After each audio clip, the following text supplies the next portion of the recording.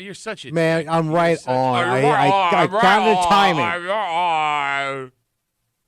It's Thursday morning. You're hanging out in the break room. Rochester's Classic Rock 96.5. WCMF. How's it going, buddy? Pretty good, buddy. What's going on, female buddy? Doing good, buddy. It is 26 degrees right now. Feels like 17. Oh, nice. So it is an upgrade from yesterday, but it's like Siberia out there. And this is it. This is about as warm as it gets for like a week. Yes, Tommy's been complaining about it all morning long. First off, there is a winter storm watch that looks like it arrives Saturday. That runs through June 2nd, I believe.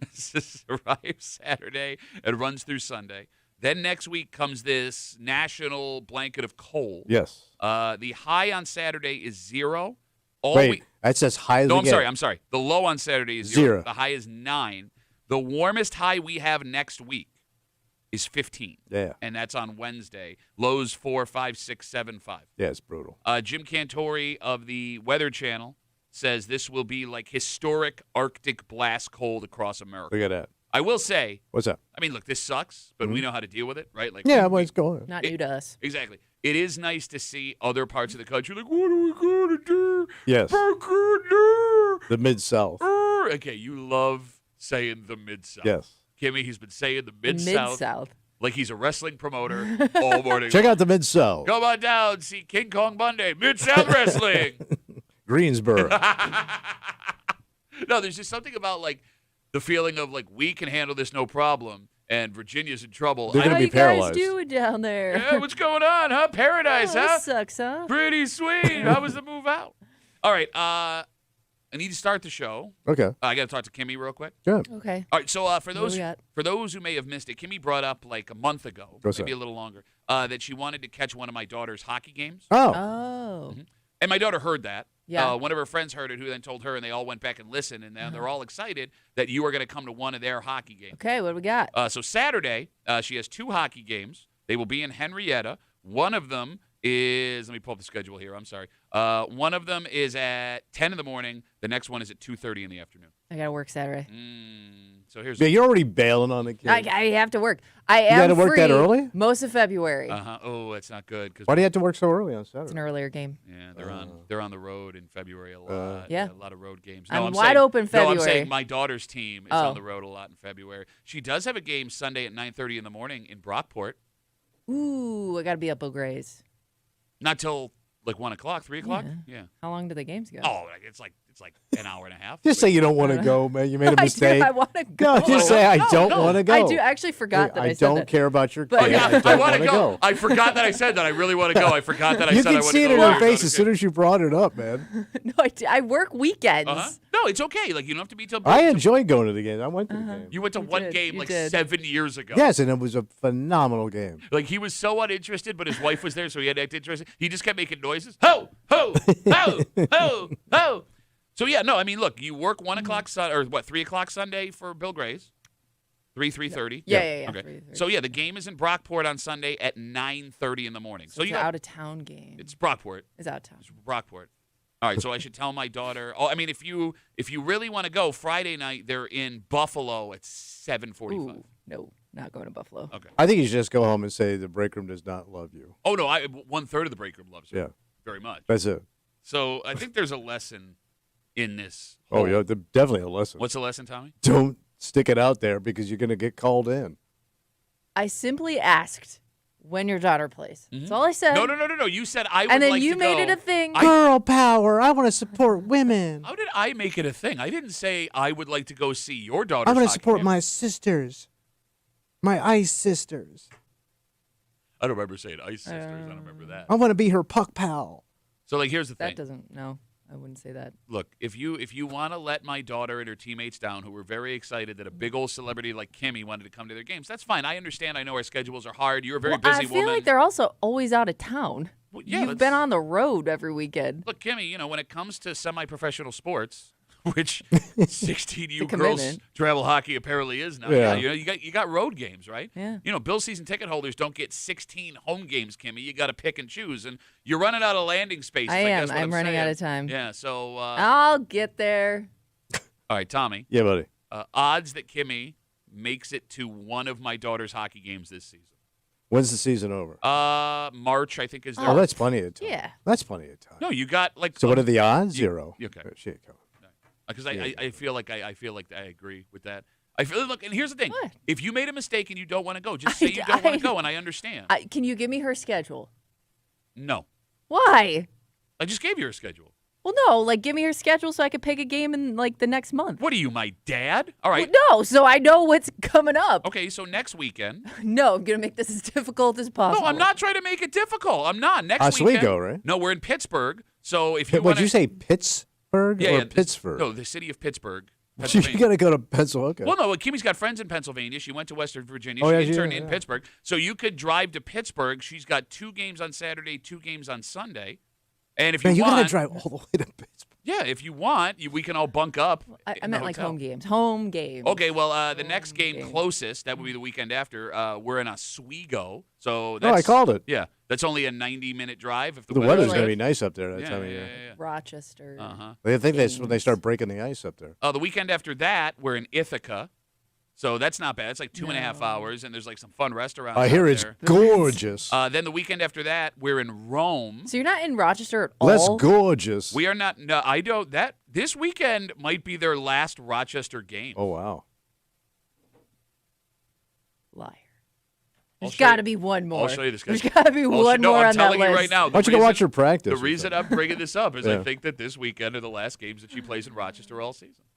Well, I don't know if this is going to work out. Oh no! You broke her heart.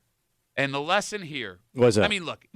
Kimmy's made lots of promises to you and I that she's broken, and that's Like fine. what? That's fine. I've never promised you guys anything. you said you'd be nice to us. I don't know if that makes it better or worse. You came in when you got this job, and you said, "I'm going to work as hard as I Uh-huh. can every day." And look, here's the thing: you can break promises to adults, and we understand you're a busy woman. Yeah. You got a lot of stuff going I never on. promised. I simply asked. Kimmy the I said, Crusher. I said Kimmy I the want to Kid get to Crusher. a game. Dream What's her crushing schedule? Kimmy. When you tell a child. I that didn't you tell wanna be her somewhere- anything. No, I mean, You told. No, I didn't say You anything. told. I didn't say a word because I knew this was going to happen. One of her teammates heard you say it. Then they went back and listened to it, and they all got excited. And why did they hear me say it, I Pat? didn't Because say- you brought it up I on the didn't- air. well, no, you started it. You brought it up on the air. No, I didn't.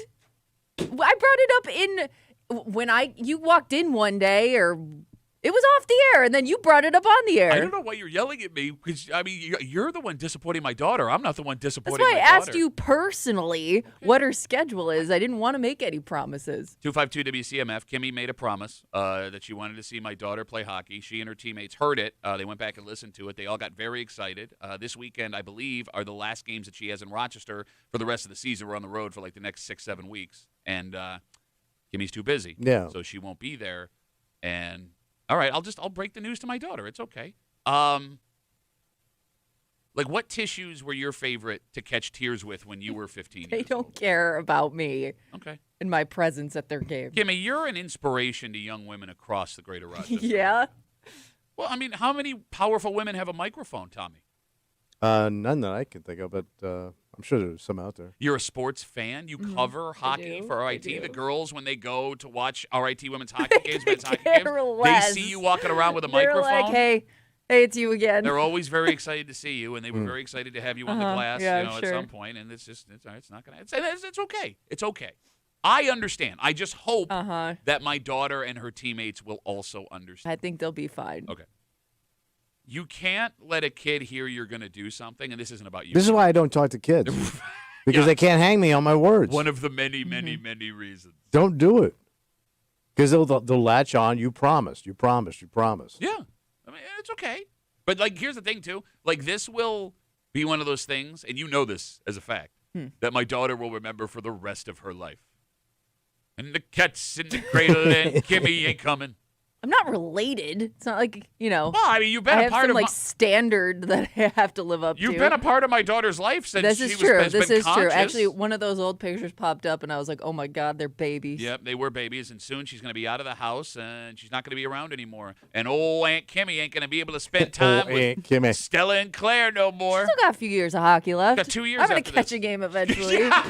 You sound like every alcoholic father. I'm going to be there one day, kid. One day I'm going to make it. Watch watch her. And all right, here's the thing: if she makes the NHL, you can't be one of these people that then The shows NHL? up. Yeah. Well, how do you? What you say? All like, right. How would you know if she can make it? You never seen her play, I- Kimmy, despite promising to come out. How about this? What's that? Tommy Muley has made it to one of my daughter's hockey It games, is, and you're you right. haven't. That is one of the reasons I feel like And I I've never had a have to go. conversation with either of your kids. No, they don't want to talk to you. I know. No. I know. All the mean things you say about their dad, who they love very, very much, and their grandmother, who they also love very, very much. Wait, the grandma. I get on My the grandma. mom. Oh. Oh yeah! Oh no! Oh, no. Oh no! I mean, you didn't play sports, so you can't really relate to this because you were a sissy boy. But Kimmy, Yeah. Jesus Christ, man. At least I went to the game. that was a fact. I had to bring it up. No, you just say it. You never had the experience of like the excitement of someone that wasn't a family member coming to watch you play. I mean, Kimmy, you remember when someone outside the family was making a trip to watch you play a sporting event? How excited like you my got. grandparents. Nobody came to watch me play. Is that why you're trying to hurt my daughter? Is this No. hurt? Is this hurt begetting hurt? What? Nothing. All right. Well, I'll let her know That I will be there eventually. eventually. Okay. We have a dynamite. And the cat's in the cradle in the silver spoon. Got to break it for you this Yeah. morning here on CMF, just after 7 o'clock this morning. Oh, my God. But Oh, my God. it was some must-see TV, man. Yeah. It is so Speaking much. of saying the wrong things. It is. No, Terry Pagula's coming to my daughter's game this weekend. It is so much worse than we thought before we had any information. Yeah. I thought like you'd be able to take something from it. Look, Oh, I took a lot from it. Yeah, well, That was a something very positive. interesting, eye-opening who these guys really are. Because I didn't know anything about Pagula before this. yeah, I mean, no, it's which is weird because you're Facebook friends. Yeah, but he doesn't reach out. I went to all his daughter's tennis matches. Well, at least I watch him on the tennis channel. You do though. That's, Yeah, that's not even a And- joke. yeah, he's dressed like he's ready to coach her tomorrow. All they had to do yesterday was come out and say, "We care about Sean McDermott. Yeah. We wish we didn't have to do this. We feel the organization Do the is basics. Yes. Yeah, but, like, there's a script to this. Yeah. Because it happens every season with 10 teams. you got it. They're And- not the first. And here's the thing. Bills fans still would have been upset that Sean McDermott was gone, but you would have had closure, and it would have made them look like human beings. And just when you thought 5 or 6 times that they couldn't say anything worse in this press conference, it kept happening. It kept happening. Yeah. No, Terry. If you didn't hear No. if you didn't hear or see the press conference yesterday, we have some audio we're going to play you, the key pieces of what went down. And look, man, I said on Tuesday, Yeah. I can't help but feel like this is the beginning of the bad times again. And after yesterday, and I hope I'm wrong, I'm certain of it. What else can it be? We'll get to that just after 7 o'clock here in the break room on CMF, plus a whole bunch more. But first, Tom, Yeah, buddy. we are doing this story for you and for you only. Oh. Because you and some guys your age seem to think if you were to stumble upon the opportunity to commit a crime, as long as you weren't like seeking out this kind of danger, you'd be able to pull it off just fine. Oh, hell yeah, You're buddy. savvy. You're smart. Slide, the old silver fox. There is a man who came upon tens of, if not hundreds of thousands of dollars worth of this illegal substance. Ooh, substance. Yeah, but he could have called the cops and reported it, but he Yeah. decided to do something else. And now he may be spending the rest of his life behind bars. Damn. We'll tell you the story next here in the break room on CMF.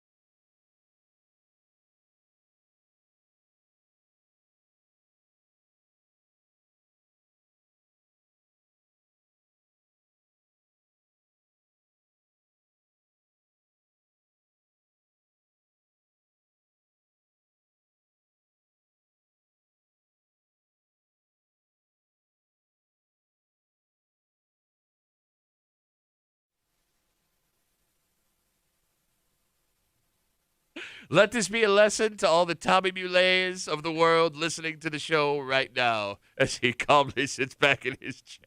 Yeah, what's that? What? We just didn't know where you disappeared to. Well, you were doing a thing, so I got out of the room. No, it was, I can do my thing. I'm a professional, man. I can knock this sucker out with you looking. You're on camera right now. I know. I could. This is legal. No, my favorite part is like when you sit down, like nobody knows except the camera has a big empty chair until you slide in there. Look, man, this is a warning to you and guys like you.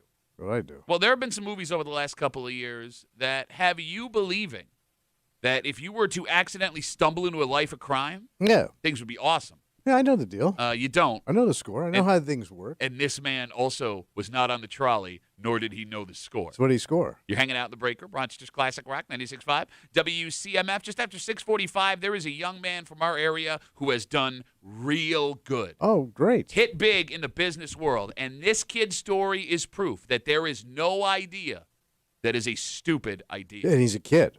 Well, he's older now, but when he was a kid. Okay. We'll get to the whole thing. Big businessman. He's a huge businessman. Wow. Has more money in his pocket right now than you have ever had or will ever imagine having. You can say that about everybody in this building. He's made $5,000. We'll tell you the story just after 6:45 here in the break room on CMF. A 65-year-old charter boat captain out of Florida is I like in where this is going. serious trouble this morning. So what did he see floating in front of his bow? So the captain who operates the aptly named Outlaw Fishing Charters All right. was on a boating trip when he came across, and I quote, Yeah, buddy. a sizable quantity of cocaine Get the Oh. gaff hook. We rich. floating in the ocean. All right. So you would be reaching for this cocaine immediately.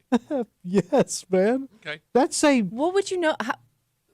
What would you do with it? It's Florida. Yeah. You have connections? You don't need them. You don't need them, In Pat. Florida, you can literally put up a sign on the side of the That road. might get you caught pretty easily. cocaine half price, and you'll get 25 people in 10 minutes. How do you think you would know immediately the ins and outs of being like a drug kingpin? You don't. It would say You fresh don't. It's easy, grouper guys. and cocaine selling it out of the back of my truck. See, Kimmy, I would have thought had I come across something like this, my two options were to either leave it alone, like I didn't see Don't it, touch it. I don't want any part of this. It's illegal. or call the cops. Yeah. This man did neither of those things. Well, he's got boat payments. Police say he collected all the cocaine and he put it in coolers on his Wait, boat. wait. So he scored how much coke? We'll get there. He then, like you said, found someone to buy that Mm-hmm. Yeah, cocaine. it's Florida, man. It's easy. It's easy. He made a deal No. to sell $10,000 worth of cocaine to this buyer. Unfortunately, the deal he made, It was a little too easy. yeah, Kimmy, undercover police officer. Yeah, it was a sheriff. He You probably got it. Googled, where do I sell cocaine? I feel so bad for this. You feel bad for the idiot? Yes, I he do. He was arrested after the fake buy was made at his boat in the marina. He had the Damn. cop come to his boat. In the end, police say they recovered 23 kilos of cocaine. So what's the value? Kimmy, can we get a street value on 23 kilos of cocaine? That's got to be what I'm gonna say. I'm gonna say $2 million. It might be more. It could be. I'm just. Let's go with $2 million street value. Okay, even though Kimmy's about to tell us it is. It's giving me a wide range of of prices, but it says up to $4 million. God damn. Okay. So this man is in a ton of trouble. He is facing federal charges. Oh, Skipper. And with that much cocaine Yeah. and him being 65 years old in a state like Florida, yeah. any sentence he gets could mean he dies in jail. I feel bad for this. Why do you feel bad? Because man, this crap is all over the place, and you didn't clean up the streets. Oh, look, hey, Kimmy, loophole guys here. Everybody's doing And it. people got charters. I mean, I'm pissed off if I got a charter with this guy this afternoon. Yeah. I'm going out for sailfish, I would argue and maybe now I got nothing. If you find it floating in the ocean, it's free money. free cocaine, Kimmy. Free I like cocaine. that law. Did you If it's in the Gulf Stream, it's free. All right. Did you hear the details of the story that I just told? I just want to make sure. I just heard all the details. No, because like there's something about guys your age, and the phone number is 252-WCMF, 252-9263, where I think the majority of men over 55 would try to sell Oh, that hell cocaine. yeah. Yeah, Well, I have a romantic spot in my heart for cocaine. sure, yeah. And you, just like this man, would be caught immediately. Like, serious question. Right. Let's say you come across 10 kilos of coke. It just shows. 10? It just shows up. You're gonna sell it. Who's your first call? I want to try a little bit first. And, Make sure so- it's good. So you're dead. I'm not gonna be dead. Bro, at your age, you think you can handle cocaine? I can do a bump. No, you can't. I No, you guarantee can't. I could do a rail. Bro, you have to wear compression socks and you're not allowed to have too much salt. And you think you can do cocaine. It might be good for my heart. Yeah, probably, until it stops beating. It was going really well till it stopped. Who is the first call you make if you find 10 kilos of cocaine? So I had he's probably dead. Yeah. I did know people, Who? How about now? but they all got arrested. Yeah. Remember that kid who used to watch the bridges? He was a bridge tender. That was a 40-year-old story. Yeah. Yeah. And, thought you said it and was what easy. happened to him? And what happened to him? He was a lookout for drug dealers while he tendered the bridges at night. Sure. And he got busted by the Coast Guard and the cops. So you'd call a guy who was arrested. He may have died Okay. All right. because he was a little older than me. There is not a single person. I might just try that sign on the side of I-95. Like even in your heyday, like when you came to Rochester, like you thought you were connected. Like, yeah, I knew badass Bro, people. I knew so many people. So many Like people. you were such a I dork. knew like three guys. Three guys were close to Eskimo. You were and are such a dork. Even if you did know a guy, he would have been like a big enough idiot to immediately get caught. So like even if you didn't get caught, the next guy was You going to don't get know the caught and people I blow knew. you in You immediately. had no idea how I know. You saying the I people do too. So you I know telling me them the people- now. So you're telling me the people I know are stupid The ones that you would have pulled this move No, with, I said- absolutely. because I know you Yeah, and I know him. yeah. But you wouldn't have tried to sell it to us. Or it's because you're so lame. Yeah, I don't want to do coke. Who are you, coke man? You get in trouble. What do you think they call it, dope, man? You literally just just admitted. inhale and sniff. It is aeroplane glue. You just admitted. You're doing wrong drugs. You just admitted that you don't have anybody that can even connect you to anyone to buy. I feel bad After for saying me, no man. problem, I got this. I feel bad for you, too. 252 WCMF. Again, we're talking about the 65-year-old charter fishing boat captain out of Florida. He's been arrested after police say he came across in the ocean 23 kilos of cocaine floating. Instead of reporting it, he picked it up, put it in the coolers in his boat. He then went back to land over a couple of days, set up a drug buy, $10,000 worth of coke to someone that came to the marina to his boat to buy it. Turns out, it was an undercover cop because, of course it was, because you're 65. He's been arrested. He is now facing federal charges. He's going to die in jail Yeah. because he doesn't even have anyone to dime on.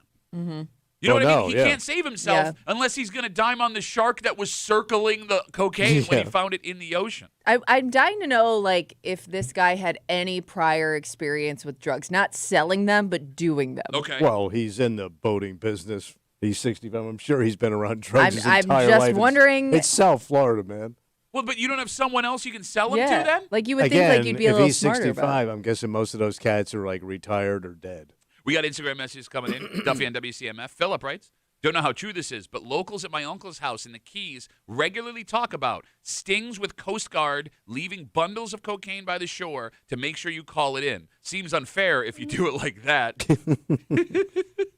Coke bait. It's Yeah. coke bait. All right, so like I think what's so stupid about this, first of all, again, you're too old. Like this is all Clint Eastwood's fault. All the movies he does where like he makes elderly men like look like they could be badasses. Like, dude, selling cocaine. He and does I'm pull it 80. off, though. I have sex with a prostitute. My penis still works. I swear to God. He Pretty had cool. sex with 2 prostitutes. Yeah. And he was 90. So like this part of this is his fault. Yeah. But like when it comes to just regular humanity, Okay. in this specific story, the risk versus reward is so out of whack. This guy. Well, there's a lot of reward, man. You're looking at $2 million of free money if you pull it off. Let's walk through this together, Let's walk. shall we?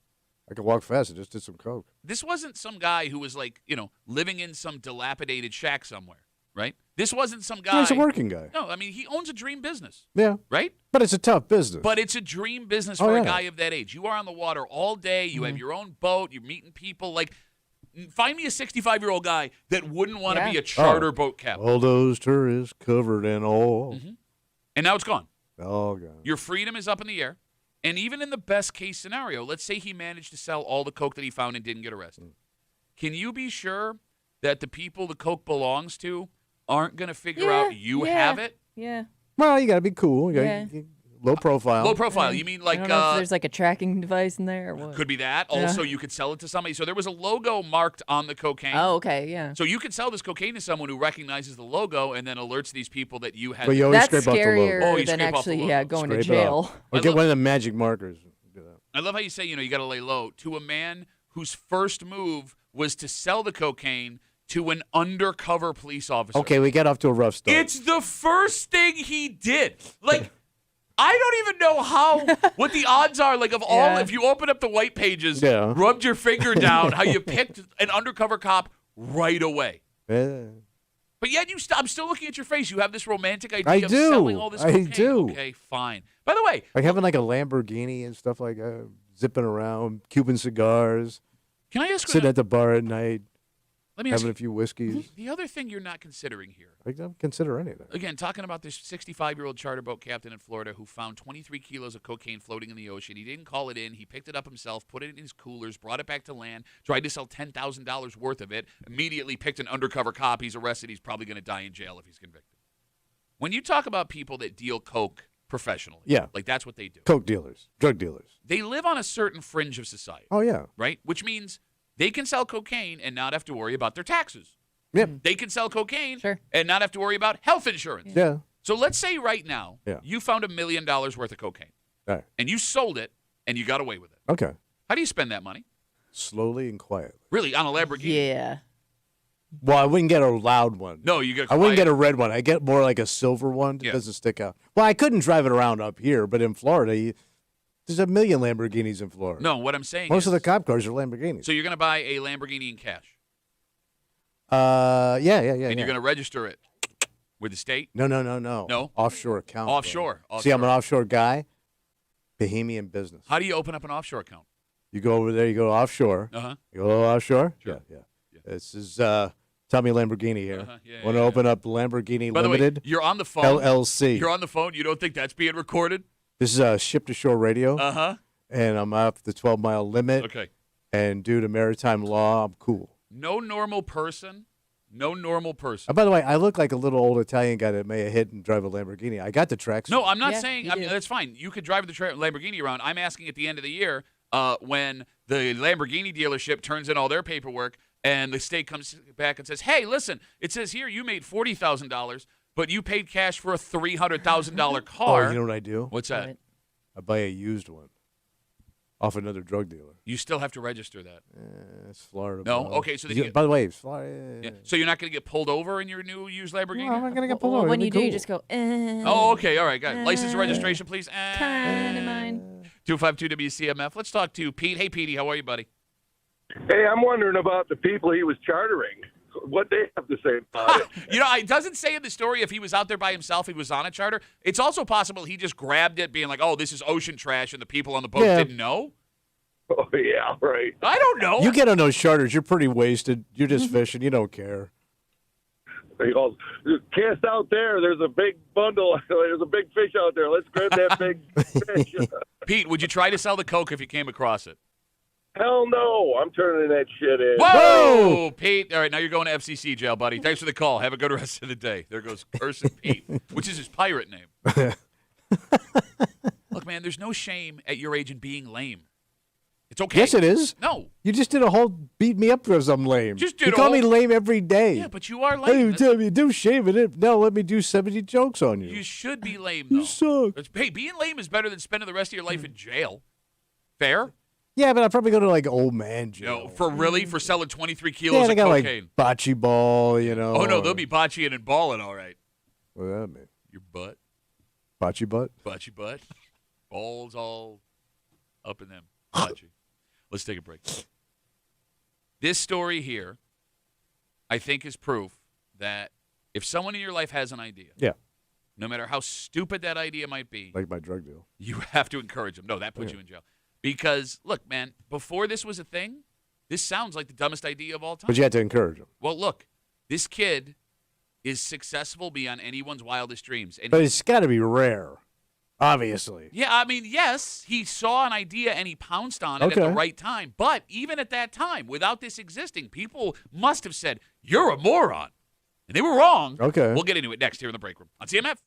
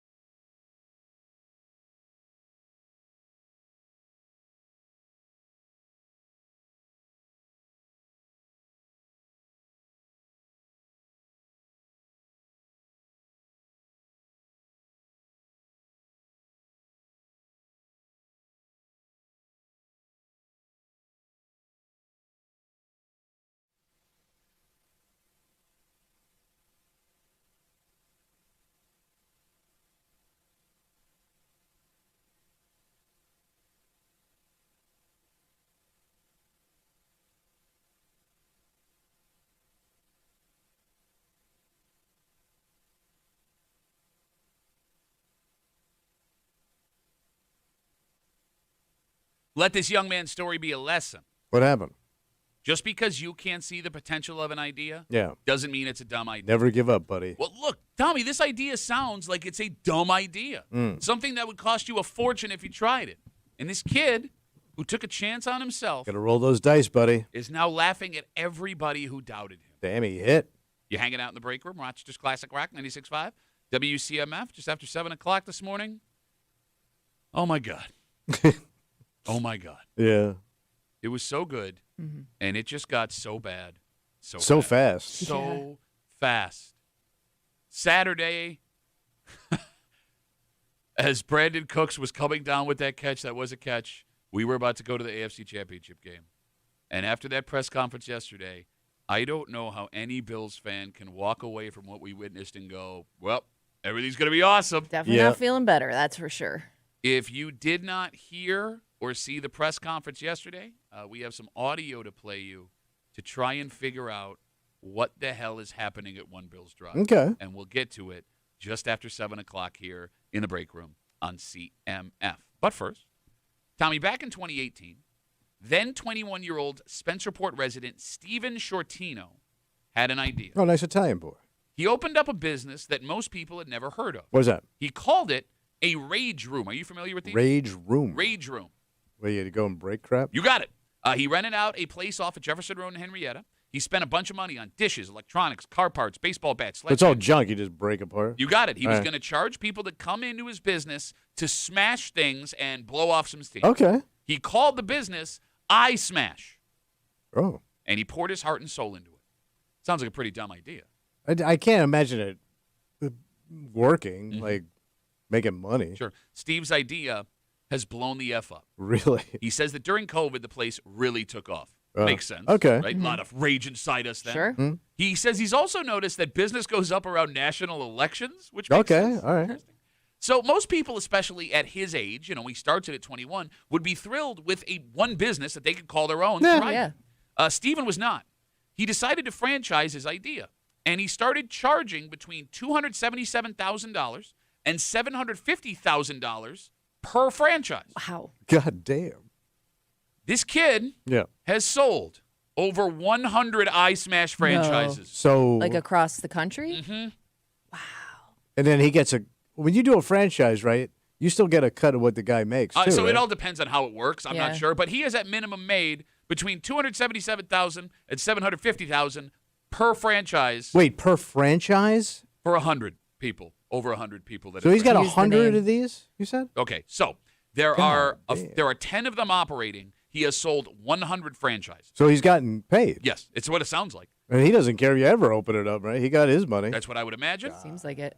Damn. The now 28-year-old has 10 of his businesses operating nationwide, a ton of them scheduled to open soon. Major cities like L.A., Seattle, Boston, Chicago, and Dallas will have I Smashes in the near future. And all of this came from the mind of a 21-year-old kid with a crazy idea. Genius. Oh, now it's genius. It's Genius. only genius because you heard he sold the franchises. Hell yeah, 100 man. of them. Okay. So I do wonder what he did a little differently, only because I know that there were other places with the same concept that had opened around town. in 2018? So you think he got in the ground floor? there were other businesses. They were called other things.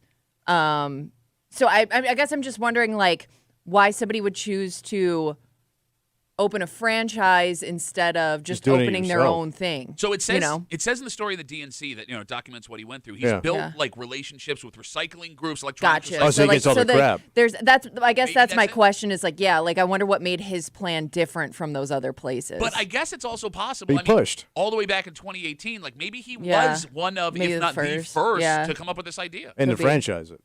Yeah. Good name too. I feel like that alone I probably Smash. helps you out. Yeah. Pretty simple, Yeah. straightforward. All right, so you're telling me this kid's a genius. Well, you can't argue with the money. Yeah. All right, so if in 2018, Yeah. a 21-year-old Steve called our show, Yeah. he goes, "Oh, it's a great business idea." I don't know why he talks like this. No, "Oh, no, go ahead. Oh, it's got a great business idea. I'm gonna buy a bunch of stuff. And I'm gonna charge people to smash it. You would have said, What are you going to call it? "I smash." It's not a good name. Call it Pat's Teeth. Go global in a minute. You would have crushed this kid for 5 minutes. Of course I would. So would you. Into a microphone. And you would do that fake. Oh, you're going to believe it. He's a Fake? dream." What are you talking about? The kid hit. I know. No, but I wouldn't. If your daughter came to you and said, "I want to do this," Yeah. you wouldn't encourage. No, you're right. Look, in 2018, I would have thought this kid. It would have been hard to believe in. Exactly. Yeah. Yeah. But it worked. Well. And think about this. There also had to be people in this kid's life who told him not to do Oh, I this. hope so. And they were afraid that. But listen, man.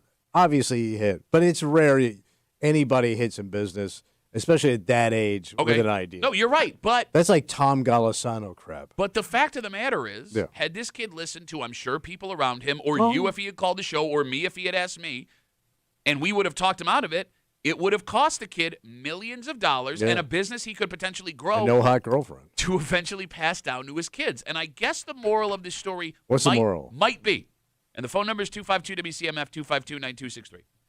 No matter how stupid Yeah. a buddy, family members, kid's idea is, you might have to support them only because you don't want to be the person that changes their future for the worse. Okay, but here's the problem when you do support somebody and it tanks. Yeah. Yeah. Because like, you come up and go, yeah, man, you should do that, man. Yeah. And then when it tanks, well, you told me you said it was a good idea. Nobody Like said they that. can, No, Nobody said yes, no, they no. will, man. They're going to be embarrassed. No, 'cause if you know he they're not lost gonna say- money, yeah. he's going to go, why'd you tell me to do that?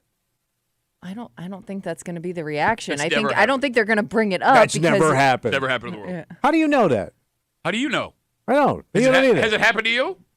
Not yet. No, it hasn't. Because you've never told anyone they have a good idea ever. Every time you say something's a bad idea, the universe makes it a good idea.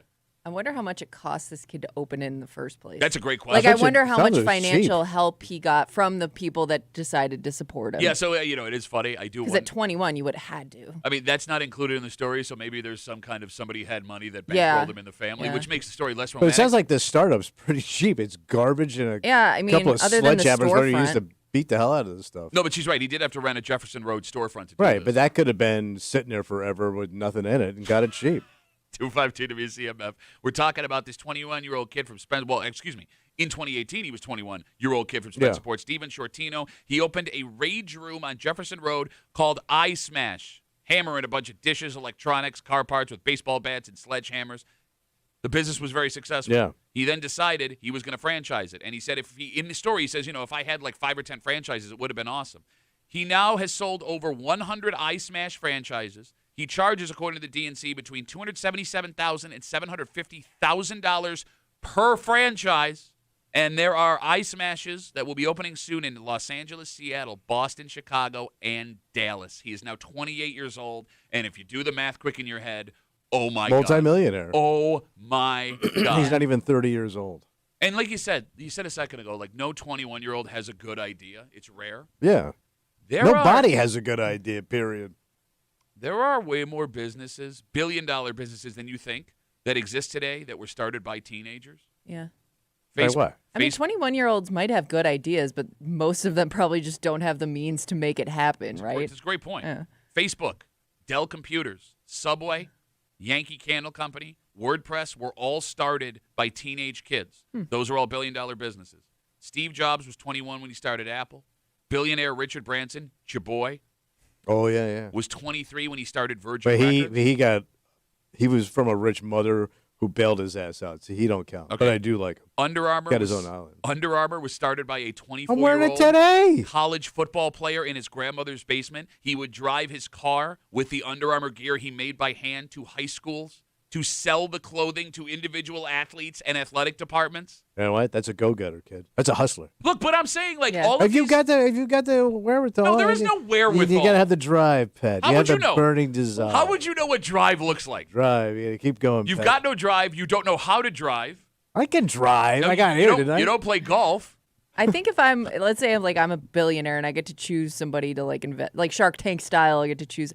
I'm probably gonna go with people who, like younger people who have ideas, because that's gonna be the generation that idea grows with. You know what I mean? Like that kid probably knows what younger people want. Okay. All right, look, there are also stupid 20-somethings. Yeah, You're right. most of You're them. right. Not most of them. Most of the But I'm 20 years just are thinking, dumb. like, if because I don't know what's new and cool, right? But that kid does, and that kid knows like what you young hope. adults want to do and are gonna be into. You hope he knows. I'm sure they're out there.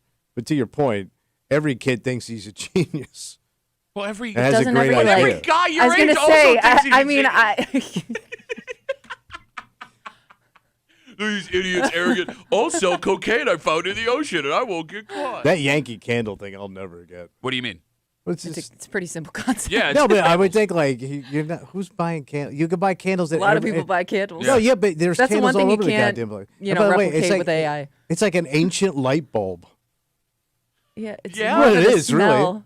Yeah, I mean, it's stuff. You're not using it to light your house. Is Yankee Candle the scented one? Yeah. Yeah. That, like when you walk past it in the mall, it Yeah, almost it's the like glass, knocks you out. Yeah, the glass jars. Yeah. I mean, that was started Those by things are a fortune, man. and it was started by a teenage kid. I wonder, could you see if they still own it, if the founder still owns Yankee Candle? It had It's to been be around a a chick. long time. It had to be a young girl. Why? No dude started a candle. Well, maybe there was like a family business they had wax and string. I'm going gonna to say it was a girl All right, started Yankee Candle. All right, as Kimmy looks up to see if it was a girl that started Yankee Nope, Candle. Michael. Might be Michelle. Michael Michael and Michelle are spelled Kittredge? different ways. Kittredge Does he No, still, it's a guy. There's a picture of him. Does he still own it? Started. died from the sense. He started it Place in makes you dizzy. 1969. Nice. Uh, By the way, that's your generation. You're making fun of it. at for age being stupid. 16. Damn. 16 years old. 16 years 16 old. years old. He sold it in 1998. For how much? $1 billion And and a candle.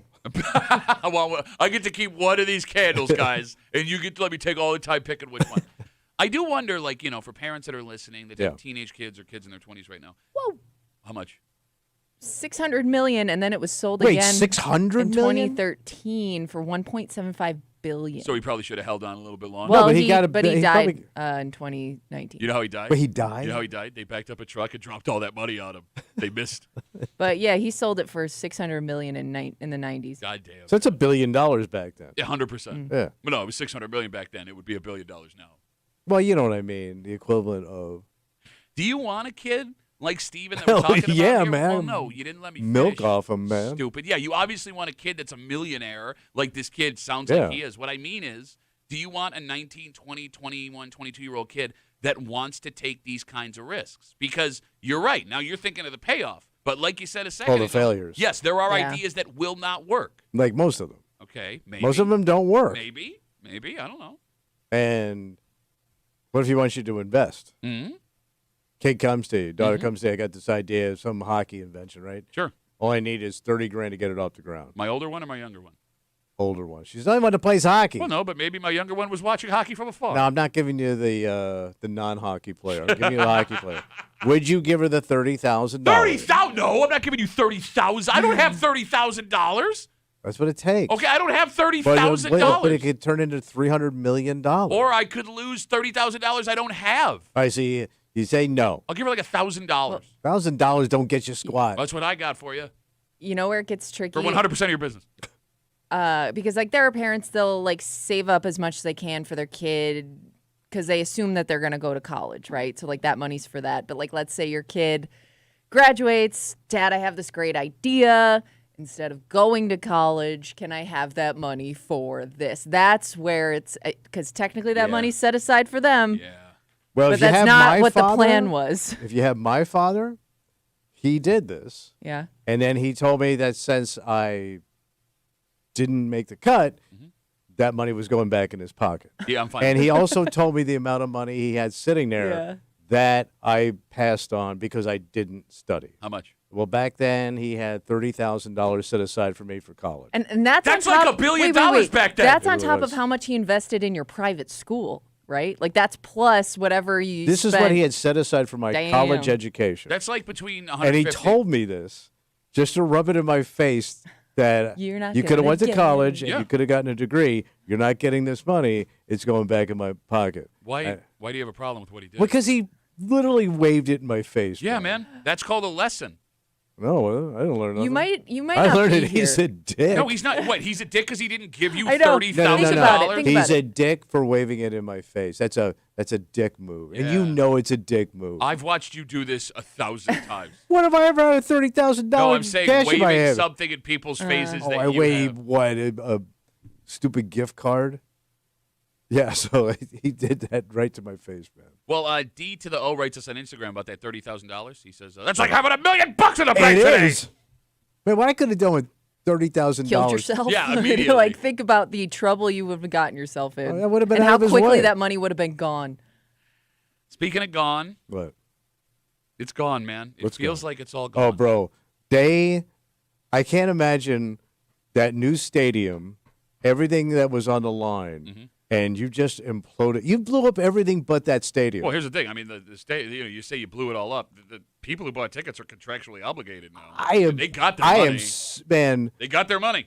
like, you Remember- guys that bought those tickets and Uh-huh. what is it, those licensing Yeah, fees? yeah. Man, you talk about 2 fingers in the Oh, stink. that's weird. Remember when I said I didn't want to do this because of this very reason, like the potential for down the road, and you were like, "No, come on. What's the worst that Oh, you happens?" remember when I told you when a guy comes to me, what do you think? And then when you say, oh, go do it, and then when they blows in your face, and then you told me. Those was not words. I don't Anything know. you said was not There's You words. a know lot what I happening. meant. You know what I meant.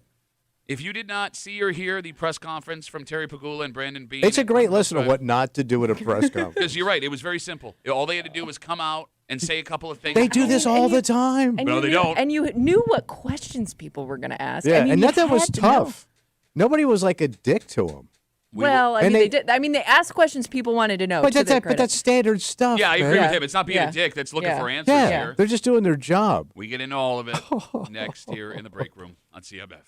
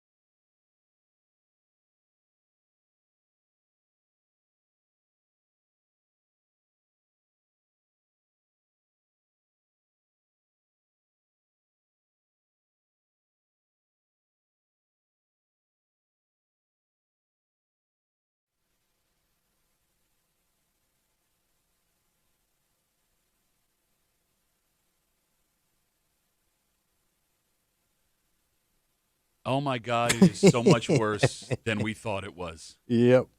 Because Bills fans have been dying to know, hear from the powers that be, Yeah. the moment we found out Sean McDermott was fired.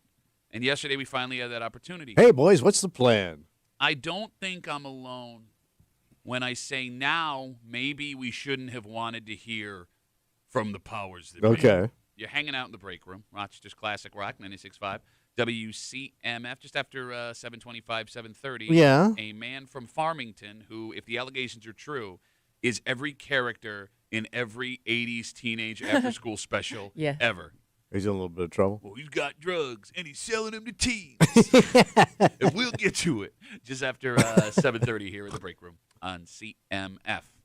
Yesterday, Bills general manager and new president of football operations, Brandon Beane, along with team owner Terry Pagula, stood in front of the media to answer questions about why Sean McDermott was fired. Yeah. So yesterday, as we were discussing this upcoming press conference, you guys both said you did not think Terry Pagula would answer any questions. I thought he would come out and, make a statement, say what he's got to say, and then turn it over to Bean to kind of handle that part of it. And he should have listened to us. Well, here's the thing, man. I said he would, and I said on the microphone yesterday that when he does answer questions, he just rambles and says whatever he thinks. Mm-hmm. And I really wish I wasn't right about that. Okay. So, going into this press conference, the biggest question was, who made the call to fire Sean McDermott? Yeah. Pagula says that call was his and his alone. He said he made the decision to fire Sean McDermott in the locker room after the game on Saturday. And this is him describing the room and why he felt that way. I want to take you in the locker room after that game. I looked around. First thing I noticed was our quarterback with his head down, crying.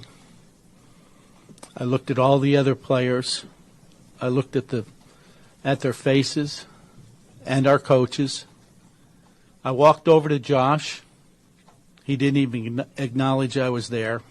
First thing I said to him, I said, "That was a catch." Agree with you there, Terry. We all know what I'm talking about. What I'm talking He didn't acknowledge me.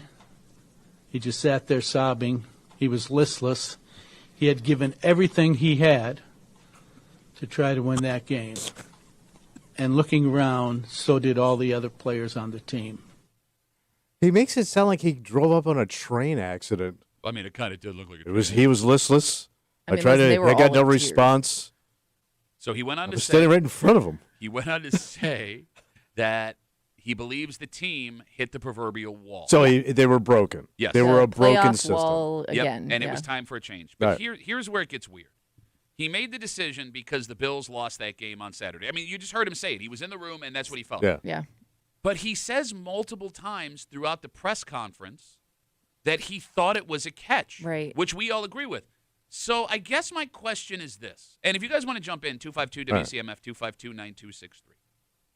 I mean, okay, just to show you how passionate Terry Pagula was that he believed it was a catch. He brought it up there, and then Brandon Beane, while answering Starts another question, Terry Pagula just decides, I'm jumping in whenever I want. Whenever I want. Jay, I would say, Hold on. I mean, Jay, A bad call. yeah, I mean, Jay, I would say we went to Jacksonville. He yells bad call Yeah. over Brandon Beane while he's trying to answer a thing. All right, so if you fired McDermott because you couldn't get past a proverbial playoff wall, Right. but you believe that was a catch, which Yeah. would have set you up for a, Right. 30-yard field goal to win the game, would you have fired McDermott had he lost in the AFC Championship Oh yeah, this week? McDermott was doomed. If McDermott did not get to the Super Bowl, Yeah. he was fired. I see. He could have won that. He could have gotten.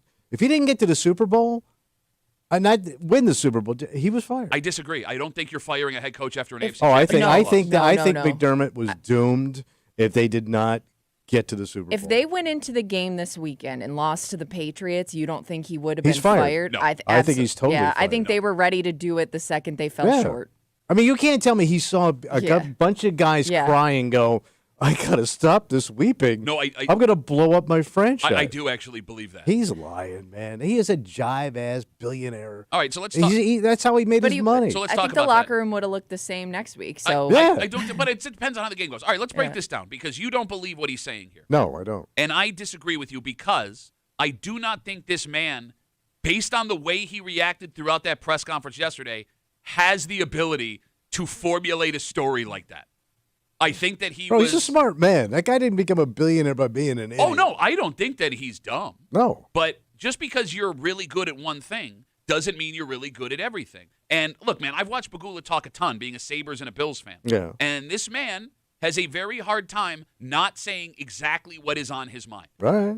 I'm But telling you, man. it seems like that's a crazy way to blow up your franchise. Look. My quarterback's upset right now.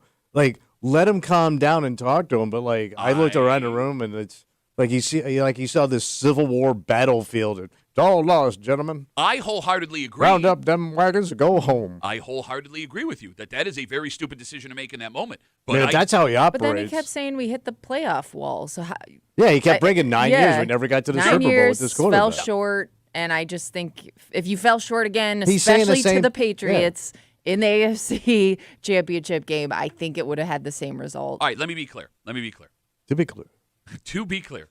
I do think, if you're asking my personal opinion, and I got no inside information, right? I'm just going based on reports from folks that we know that are writers. I do think that Bean was in his ear. I do believe there was tension in that building Oh, I'm sure. throughout the season. Well, they also threw him under the bus over the receiver and all that stuff. Okay, so we'll get to that. But when you say when did he make the decision to fire McDermott, I believe everything Pegula So you said think he there. walked in, saw the mood of the room, Yes. said the team's broken. I gotta get rid of The Sean. way he answered that question, absolutely. Because there were no rumors. This was the one year that everyone was confident McDermott's job was safe. This was the 1 year. But to make that such a snap decision is just shocking. But here's the thing, man. Watching the Sabres for the last 15 years, I've seen this. We've seen this. We've seen this happen. We watched him fire Rex Ryan in Buffalo a game before the final game of the season because he wouldn't go with a different quarterback. We watched him hire Rex Ryan. Yeah. Right? I mean, like, you know. Sexy Rex. All right. All right. But it got weirder from there. Yeah, sure did. We found out that the Bills players were not told by the team about their head coach's firing. They found out through the media, except for one player. Well, yeah. Pegula, when asked, said he did not consult Josh Allen on the firing of Sean McDermott. He says that after he did it, he personally called him and that conversation will stay private. He also said that Josh will be part of the team picking a new head coach. Okay. Do you believe he did not consult Josh Allen before firing Sean McDermott? I mean, it seems like a bad idea to me, considering you've got $250 million invested in this kid, and he's the only reason you've got a winning team here. You're not going to bring him in on the biggest decision on the team? My question was not, was it a good idea? My question is, do you believe that he did not consult Josh Allen? I mean, it would be a weird thing to lie about, so I guess he did it, which doesn't make any sense to me, why you would not talk to this kid. I agree with you. Like, if he did that, like, you just blew up this franchise. I agree with you 100%. You're not going anywhere next year. Look, I had a fear on Tuesday that this was the end of the good times. It is. And yesterday, like, that was like rock solid confirmed in my head. And you did it to yourselves. But here's the thing. You can't tell me you're going to find a better coach I agree. than McDermott that's out there right now that can lead this team. I agree with you. Cheers aside. I think that if every head coach that was fired and available was available all at the same time, like nobody had taken a job, that Sean McDermott is the best coach on the market. Yeah. He would have gotten that job with the Giants if he wanted it for He's $100 million. going to get hired. Like he's going to get another gig. Yes, He's going to get rich. If he wants to work this year, he will work this year. Yeah. But here's the thing. Again, 252 WCMF, as we talk about this Bills press conference with Terry Pegula and Brandon Beane yesterday, Pegula says he made the decision in the locker room after the game to fire McDermott. There was nothing before that. He says that it was his call and his call alone. He says he did not consult Josh Allen when he made that call, but called him before it hit the media. Terry still wasn't done. Brandon Beane was asked about his inability to get wide receiver weapons that Josh needed to succeed. And in that question... This, to me, might have been the worst part. Here comes the bus. Yeah. Last year's first pick in the draft came up, Keon Coleman. And when Brandon Beane was trying to answer that question, Terry Pegula cut him off to address the Keon pick. This was the audio yesterday. Yeah, I mean, Can I interrupt? I'll address the Keon situation. The coaching staff pushed to draft Keon. I'm not saying Brandon wouldn't have drafted him, but he wasn't his next choice. Oh, my God. That was Brandon being a team player and taking advice of his coaching staff, who felt strongly about the player. And, he's taken, for some reason, heat over it and not saying a word about it. But I'm here to tell you the true story. That's the greatest way of throwing everybody under the bus Hey, and Keon. making Brendan Bean look like a spineless twit at the same time. Yeah. Like, you're the general manager, but you know what? They talked him into it, so he went with it. We don't really want this guy still on our roster. Yeah. Keon's got to be feeling really good about himself right now. Not great. Oh, it gets worse. Not only is Keon still a member of this team, He just insulted everybody. oh, it gets worse. Reportedly, a well-liked guy in the room. Yeah. Like, guys like him. Yeah. Pagula there says it was the coaching staff that pushed to draft him. You know who the Bills are going to do an interview, just finished an interview with today? Who's that? Yesterday for their head coach? Brady. Offensive coordinator Joe Brady, a member of the coaching staff. That guy you just threw under the bus. Oh, my God. That push for this kid. This press conference went so poorly that Bills fans after this year walked away from it with sympathy for Keon Coleman. Yeah, seriously. A man who was public enemy number one until that press conference started yesterday. The other interesting part of this. What was that? Brandon Bean, the general manager. Yeah. I see you guys on hold. I'm sorry. We got to get to all this before we get into other discussions. He was asked about the rumors that he had a part in the firing of Sean McDermott. Essentially, the ask being if he had made a power play for more control of the franchise. Yeah. And Brandon Bean went into big-time defense of himself and his character. And Joe, that's hurtful to even hear that or say that. I worked 19 seasons starting as an intern in Carolina and worked my way up. I came here and I've never tried to do that. I would love for anyone who's making that accusation to walk in these doors and ask any person, player, coach, trainer, anyone. People can disagree with draft picks that I make or people I sign or I screwed up the wide receivers, whatever it is. Those are harmful things that, I walk in the door and my wife's got tears coming down her face for stuff like that. Come on, man. And I'm going to damn try hard to win a Super Bowl here. Try hard.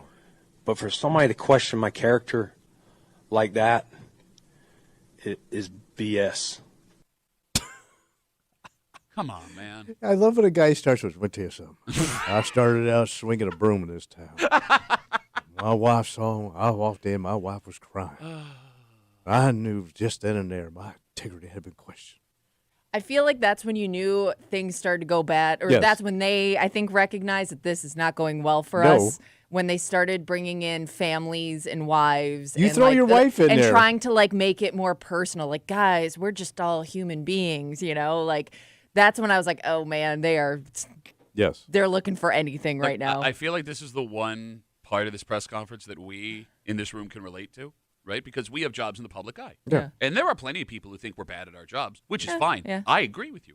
And there are lots of nasty things that people will write and send to me and to the station and to my wife sometimes, right? I get it. It sucks when your wife gets involved in your job. Not fair to them. Yeah, but here's the thing. I have the greatest job in the world. I get paid to talk for a living. You, Brandon Bean, get paid millions of dollars to make decisions for a football team that matters a lot to a franchise. Your wife wasn't threatened, right? And again, I don't want to see anyone's wife upset, but you can't use that as it's affecting my life. Of course it is. It comes with the job, And it will anywhere you go. Exactly. Let me tell you something. I mean, Let me it's tell you not just something. here. I was born and raised in South Florida. My papa only gave me one boat, then sent me to 7 different private schools. I had to work my way through them schools, failure after failure. Then I had to lie my way out of high school, learn how to cut meat. And then I failed as a comic. I walk in and I see my wife crying. Not this wife, my first wife. Sometimes the second wife. And a couple of fiancés. I'm not going to get into that right now. Question my integrity. 252 WCMF. All right, let's take some calls. Let's talk to Nick. Hey, Nick, how are you, buddy? You're on CL. Hi, how you doing? Good, buddy. I'm doing great. I think a different angle, maybe, I don't know if you guys had talked about it, but is I agree with you 100% that Pagula doesn't translate what he wants to say. But the press conference, going back to Sean's press conference, and not taking accountability, which happened, the call happened, whatever, you can't go backwards. But the call happened, and instead of taking accountability where you could have said that, make people accountable and took control of the game, we had plenty of chances to take control of the game instead of focusing on the negative. And the only reason I say that is I kind of simulate this to the Andy Reid situation in Philadelphia back in the day when he couldn't win with Donovan McNabb. I'm confused as to what your point is. So this was the right move, or you're embarrassed by what happened? Oh, I don't think it's the right move by any means. I'm just saying where Pagula is coming from because he can't translate what he's saying. But maybe the accountability factor. Maybe he came too buddy with the guys. I don't know. I mean, but I'm you just talk saying about a different angle. But you want to talk about accountability. Look, in the defense of Sean McDermott, that guy never ran from criticism, right? That guy never stood up and said, it's not on me. I never watched that guy throw anybody under the bus. And if you want to question in-game decisions, I mean, there's things you can point to. That's fine. But when it came to integrity, like, that dude had a lot of integrity. That dude took every loss just like Josh did. Everyone in that locker room, and I think it comes from the coach, always took every loss right on their own shoulders. And I think that's why seeing what Brandon Beane said yesterday was so jarring, because it's the first time in a long time we saw someone in a franchise not stand up and go, yeah, you know what, I've screwed up, it's on me. What can I do here? I'm going to try and be better. Like, there was a way around that. You know what I mean, Nick? I totally agree. Nick, But thanks a lot for taking my call. Yeah, you got it, buddy. 252 WCMF. Yeah, Brandon Beane wanted you to feel sorry for him. Yes. The guy that has 2 jobs now. And he still didn't I really, got 2 jobs. But I didn't do nothing, man. What are you talking about? and he still didn't really, take any blame or accountability responsibility, for yeah. everything that he's been criticized for, especially this entire season. He even brushed off. They asked him about the interview that he did with Jeremy and Joe on and- our Yeah. sister station on GR. And like I said, you had to know what questions were coming. Yeah. I knew they're not going to give you the full truth on everything. I just thought they'd give you better answers, Nope. better, just thought out. This is what I'm going to say to this when somebody asks me about this. This is the direction we should go in, and it just seemed like they looked completely unprepared, which is mind blowing. We got Instagram messages coming in, Duffy and WCMF, talking about Keon and him. Yeah. Jen writes, the Mafia feels so bad for Keon, they are now contributing to his damn charity. Oh, look at that. really? He has a charity? I didn't know that. 252 WCMF. Let's talk to Steve. Hey, Steve, how are you, buddy? Hey, good. How are you guys? Better. I've been better, Steve. I've been better. Well, I'm a Jets fan, so I've been better 16 weeks ago. So, so my point, I got a couple points. I don't feel that McDermott should have left. I think there's probably over years that there's been some stir up in the office or something like that. I don't think it just was down on just one game. But I want to remember, back in August, one of you clowns decided to talk about the Hard Knocks thing. Yeah, Yep. How clowns. Buffalo's gonna end the season, and here it is. No, I'm sorry. Wait, say that again, because who was that guy? He did gloat about that No, already. no. I Steve. can't remember Yeah. who the guy was that said every time a team shows up on Hard Knocks, it nukes the franchise. I can't remember who that guy was. Who was that? Yeah. Who was that I guy think that he's said speaking that? right now. Yeah. That was you. That was me. And Thanks hey, for bringing it up again, No, Steve. Steve. Now I this can't is remember. what we gotta listen to. Steve, I can't remember the two people that work with that really handsome bearded guy you just described. What did they say when he brought that up? Did they laugh in his face? Did they do that? Laughed in his face. Yeah. That's never going to happen. Yeah. Yep. Yeah. You are the man. Steve, love you, buddy. Thanks me for tell the you call. something. Have a good rest of the day. You can insult me and the fact that maybe I tell some bad jokes sometimes, or I leave here at 10 o'clock in the morning, but I go home and my wife's crying. Because I get that. I put on the Spectrum channel. We watch a little HBO. Just want to relax at night. This is so bad. Yeah. All right, let's walk through it like this. No. All right.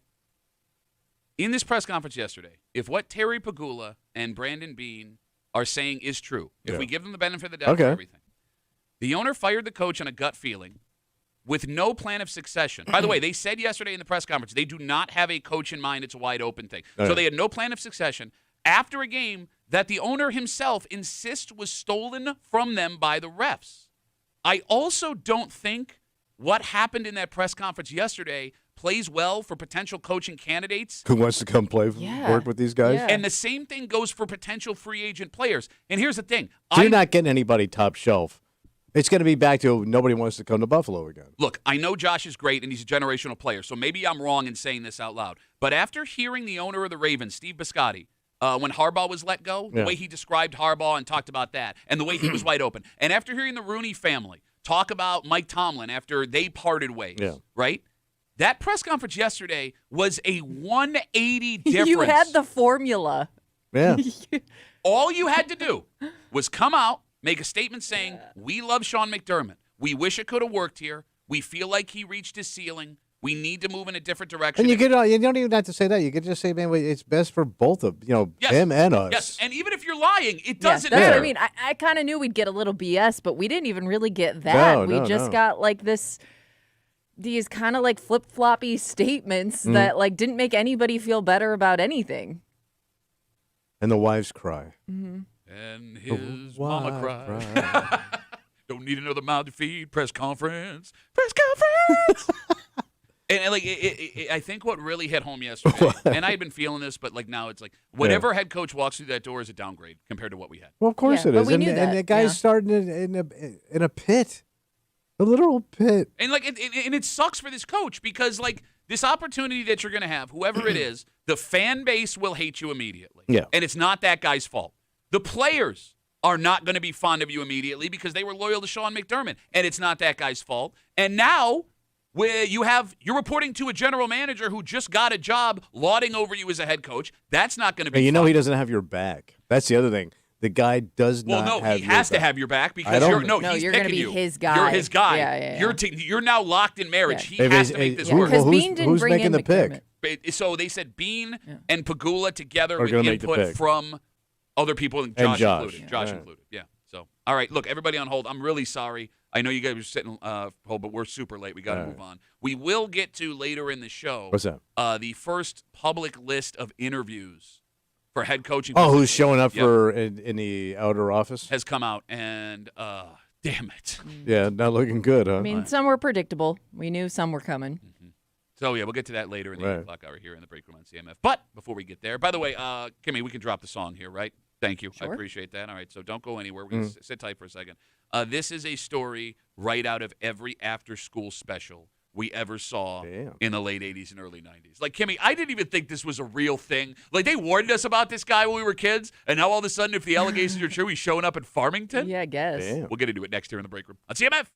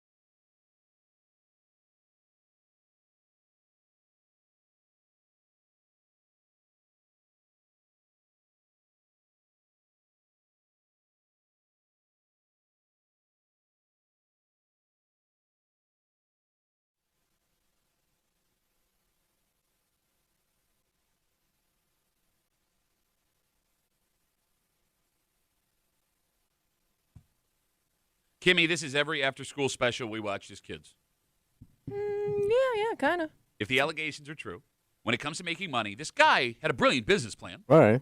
But when you're doing something illegal with these folks as your customers, you're going to get busted. There's no ifs, ands, or buts about it. Wow. Because like we touched on yesterday in a different discussion, if a teenager gets caught doing something wrong, they are rolling right over on the person who gave them whatever got them in trouble. You're hanging out in the break room, Rochester's Classic Rock, 96.5. WCMF, just after 7:45. The reboot is the only way they do entertainment now. Okay. And late 90s, early 2000s culture has become huge, which means it was only a matter of time before we got this again. Is it any good? Well, Jersey Shore was really good. Yeah, I mean, it was unique. Yeah. I know it was really good. People loved it. Let me They put it that did. way. But you It was never saw unique. I this mean, before. Yeah. They're doing it again, but in the last possible place you'd ever think. So it's not the Jersey Shore? They're not going to Jersey. Okay. We'll get to it just after 7:45 here in the break room on CMF. A 20-year-old man in Farmington has been arrested after an investigation by the Ontario County Sheriff's Department. The department says they got multiple tips to their drug sales hotline. Oh, Time out. They have a drug sales hotline? I guess so. Like a hotline you call if you want a dime on someone Yeah. who's selling Yes. drugs? All right. Why would every drug dealer not use that to put other drug dealers out of business? Great idea. Dead ass serious. All right. If I'm selling drugs, every call, the first call I'm making every morning is to the drug sales hotline. Anywho, multiple people called the hotline about THC vapes being sold to teens, marijuana pens. Okay. They got a search warrant, and they went into a home on Beanpole Circle. Yeah. They'll get more Farmington than Beanpole Circle. Police say during the search, they Yeah. found vape products along with $14,000 Oh. in Damn. cash. All Quite the right. operation. Police say the 20-year-old would sell these products Yeah. to the teens online and then deliver them right to their homes. Oh. Damn. Drug and delivery service, a shrub hub, if you will. The 20-year-old has been charged with endangering the welfare of a child. They are also asking parents to contact their school resource officer if they believe their child was buying these things from this guy. If he's sitting on 14 grand in cash, Yes. how many teenage kids was this guy selling All pot of pens them? to? All Kimmy, of All them. of them. Which is funny because at 20, you're not supposed to have them. great point. Oh. Great You have to point. be 21 and over to buy those products. So who was selling to that kid? I don't know. I would love to know, Yeah. if the allegations are true, what he was charging these teenage kids Yeah. for weed pens. Oh, I mean, I guess you could charge whatever you wanted. Think back to being in high school. Yeah. And what we were willing to spend Number on one the, source. Yeah, but like the illegal stuff, give me beer, weed, whatever.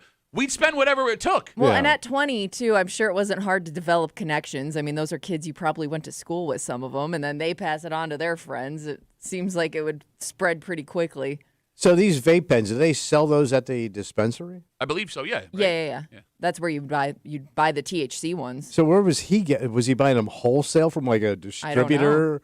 But To he turn a technically- profit? You could have been getting them online. I mean, you know. Yeah. No, but you're paying retail, right? I mean, you'd almost, or you'd have to jack up the price, which I guess you He could do. 100% could do that. Yeah. Right, but I mean, how do you make your money? I guess what I'm Well, saying. no, these teenagers don't know what they cost. well, they right? could look it up like anybody else. Yeah, okay, so go buy it then.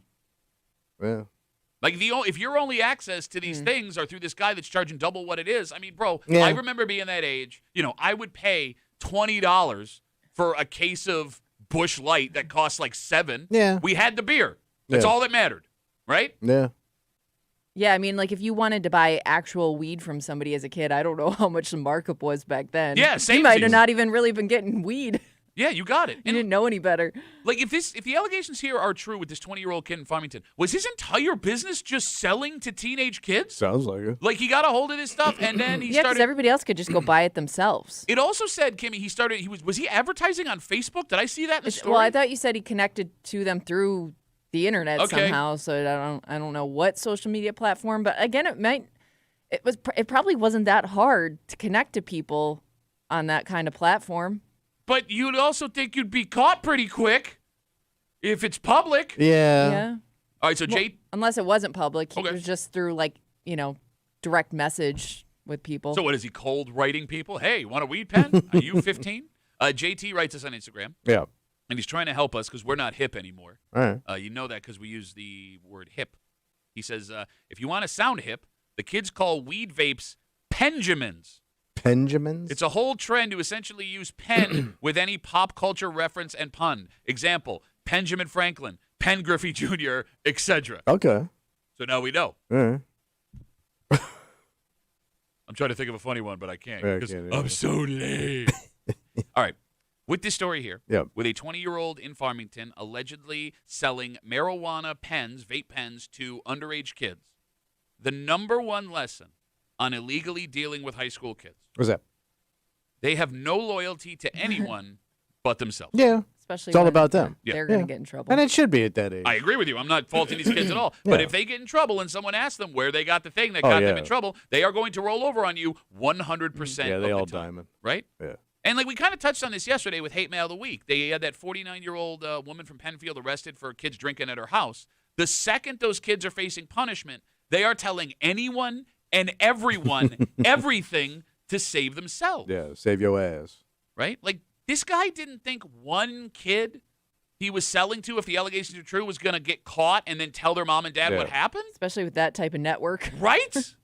252 WCMF, 252-9263. Let's talk to Brad. Hey, Brad. What's up, Duffy? What up? You are forgetting one key detail in this. What do we got? The black market is still striving. Okay, explain. He's not buying these vapes at wholesale from a dispensary. He's got someone on the black market that's selling him a whole box at. He's getting a wholesale price on it. Let's say he's buying a whole box of them. He's paying, just for figures, let's say he's paying $10. He's probably charging $20 a piece for them. That's how he's got all that money. But he's not buying them through a legal place. Well, he wouldn't be able to. He's not 21. Yeah, no, that's Even a if good he point. was 21, selling to people that aren't of age, he's going to be going to the black market where he's going to get them way cheaper than buying them in a dispensary. Brad, you sound like you might know a thing or two about the black market, buddy. I might know a thing or two about the black market, my friend. All right, let's say I would like a Penn Roethlisberger. Okay. How much would that cost? Like one of those things outside of a dispensary, what would that cost me? You're looking between 20 and 40, depending on what brand vape you're looking for. Wait, you're talking like one of these, one vape? One Well, unit. they're Did you say Yeah, unit? but- You Yeah. I'd So like- how? yeah, but That's one- $40. It lasts a Yeah, long but it's time. either going to be 1 gram or 2 grams, and that's going to last you 2 or 3 weeks if you're not hitting it all day long every day. But I'm a kid.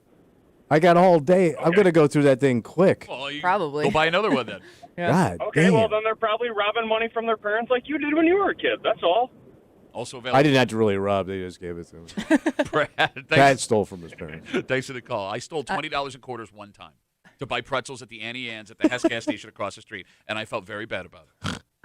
I also want to point out, because you were talking about one of those kids is going to dime on you. Yeah. Even if let's say you got really lucky and this is like a network of kids that like can keep their mouths shut. There's always the narc kid that sees those other kids Oh, doing yeah. something and has to tell on you, right? The Like, oh, tattletale. look what they're doing over there. I heard that they get it from this place. You should probably stop that. Why are you making it sound like that kid's not a good kid? We all knew that kid, though. Okay, but in All right, man. He's shut. not a Like good they were the kid, first man. ones to Because he's dime on not doing somebody it- if you were underage drinking or like they wanted to tell on everybody because I don't know why. Because Oh, I guess know why. weren't Because they included. wanted to show Yeah. how great they were. They weren't doing it to save lives Yeah. or your life was going. They just wanted to shine a light on Yeah. what a good kid I am. All right, I get Look They that. at tell like me. their mom, and then their mom would get involved. I get that as teenagers, that kid's annoying. Can I just? But say- that kid was like that kid from day one. Like Yeah. they'd tell on you, like if you were She right, eating man. something at school you weren't supposed to have, or like, I wonder what that kid grew up into. Like, what do they do now? So I just want to be clear with you guys here. Yeah. And that's a good question. I don't Yeah. know what Yeah, they yeah. ended up becoming. Probably middle management at every business in Right. America. You would prefer, let's say in a hypothetical Yeah. situation here, if the allegations are true, it was a kid that like, oh, they're smoking marijuana, and that's how they Yeah. got caught. You would have preferred that kid did not dime. Yeah. So high schoolers in Farmington Don't and be the Victor. kid that Hold on. dimes. So high schoolers in Farmington and Victor were still buying marijuana. They would have pens found out from a eventually they didn't 20-year-old. need you And, to they're- be and the, you didn't stop the Yeah. drug problem. What if they did? They didn't. They never have and they never will. Oh my but God! So wait, you're okay with teenage kids? I wouldn't smoking want vape my pens kid as to be the 20-year-olds? tattletale of the group. Kids smoke pot. Kids been smoking pot since after World War II. And by the way, like they're not. It's after World War It II. was actually not that big before. Yeah, World and War I don't think they're doing it to Okay. be. Jazz. Hey, you want to do a vape pen, huh? they're not doing it to be like noble and do the right thing either. They're doing it because like they're not doing it. No, Right, So they're they just- want, yeah. they want like to Look bring at everybody me. else down. That's fine, but the ends justify the means. That these kids are not in a bad situation, driving around high, at school high, potentially hurting themselves. Let's get this crap out the street. Well, look, I'm not saying. I know. But the kid's gonna find somewhere else to get pot. Well, Okay, then Alright. make it a little bit harder for them. You guys are It's never so gonna weird. be hard to get pot as a Oh teenager. my God, it's so easy. Okay. My generation can You're get 1,000. weed. You're 1,000 years old. You're gonna talk about how easy it is I to get pot got, for I, a kid I right got to now. do acid in summer school. I got to do acid in summer. Yeah, Uh, on campus. Baron Von Butt giving us great vape pen Okay. names. We got Penn Affleck, Penn Stiller, Pennifer Aniston, and my favorite, Penny Loggins. Oh, all right. Penny Loggins. You know, the thing I can't get out of my head with this story of this 20-year-old kid allegedly What was selling vape pens with THC to kids out in Farmington and Victor. This story is straight out of every after-school special and DARE program that we were a part of. Kimmy. Yeah. Like the adult. Meet me behind the dumpster. Well, no, but it was more You the sell your drugs. the adult that was going to sell you drugs. Because I don't know about your experience as teenagers, but I was told over and over again that at some point, some weird adult in a trench coat was going Yeah. to pop out of nowhere and be like, hey, man, and he'd open his coat, and there'd just be pills inside. Yeah, and he right? sell them to you. And not one time when I was a teenager did I buy drugs from a legitimate adult. And that's when I was on the road with legitimate adults. I would still only buy my weed from, like, teenage kids. Maybe, Kimmy, every once in a while, a kid's older brother would buy us beer. Yeah. Yeah. But, like, what kids are buying drugs from adults? Well, I do feel like well, I'm just thinking because like yeah, you would normally get it from another teenager, but there was always one bold kid that bought it from the adult. You know, I did not know and that it was kid. always an adult, like a young adult, like a 20, 22, you know, in their early 20s that would give it to him. So maybe it was through an older sibling or something. Because but there I was was always always- one kid that would get it from an adult source. If you had a job, like, after school job, Yeah. that was where you that's where you would get your weed from. Yeah, you'd connect to somebody. I always felt like maybe it's different now, at least with this story, if the allegations are true. Like grown-ass people were afraid to sell to underage Oh, kids. so when I was a kid, they would come up and ask if you wanted to buy weed, man. Well, yeah, but they and it was That's always on different. payday, so it was always Friday. they knew you were a lost cause. Well, yeah, All right, so the vibe I'm getting in this room now, yeah. right? How much trouble should this 20-year-old, if the allegations are true, be in according to you guys? To me, No, I mean, this is- the guy, Josh Allen cardboard cutout behind you. to me, this is pretty soft stuff. But I think The based kids on are doing it, having fun, I think based smoking weed, drinking beer, getting high, feeling each other up. What do you? That's what kids do. No. Yes. I don't know though, but You never based, felt anybody up in high school? What's that? You heard me. Well, I mean, yeah, I felt Yeah, people up. got high. Yeah, but I mean, he wouldn't talk to me after I was done. Well, you're too pinchy. You were saying, Kimmy? I was just gonna say normally yes, but based on the size of this operation, I think that you should, you know, be in some trouble. Because it sounds like you were providing to a large network of people. All right, so I just want to make This sure. isn't just a like I got it from my older brother You're kind of polluting thing. the youth, All Patrick. right, fair enough. So you want no punishment for this kid? I went very late. Okay, late punishment. So I just want to make sure that we're all on the same page. So like, let's say I go home today, Yeah. and my wife pulls me aside and she goes, "Look what I found in our daughter's dresser," and it's a vape pen. And a 20-year-old man sold that marijuana vape pen to my daughter, and my wife wants him arrested and locked up. You would go to my wife next time you saw her and say, "Baby, baby, baby." Why am I talking like He's your creep ass bitch. I'm sexually demeaning to your wife. Baby, doctor, baby. Oh, Doc, baby. Doc, baby. Yeah, you're overreacting. You're overreacting. Would I say that? Yeah. Well, no, of course. So I should let my daughter. No, I got an appointment. No, with I'm just trying to remember. 15-year-old daughter getting high, drinking, and something about feeling up. I should just look the other way on all that stuff. Well, yeah.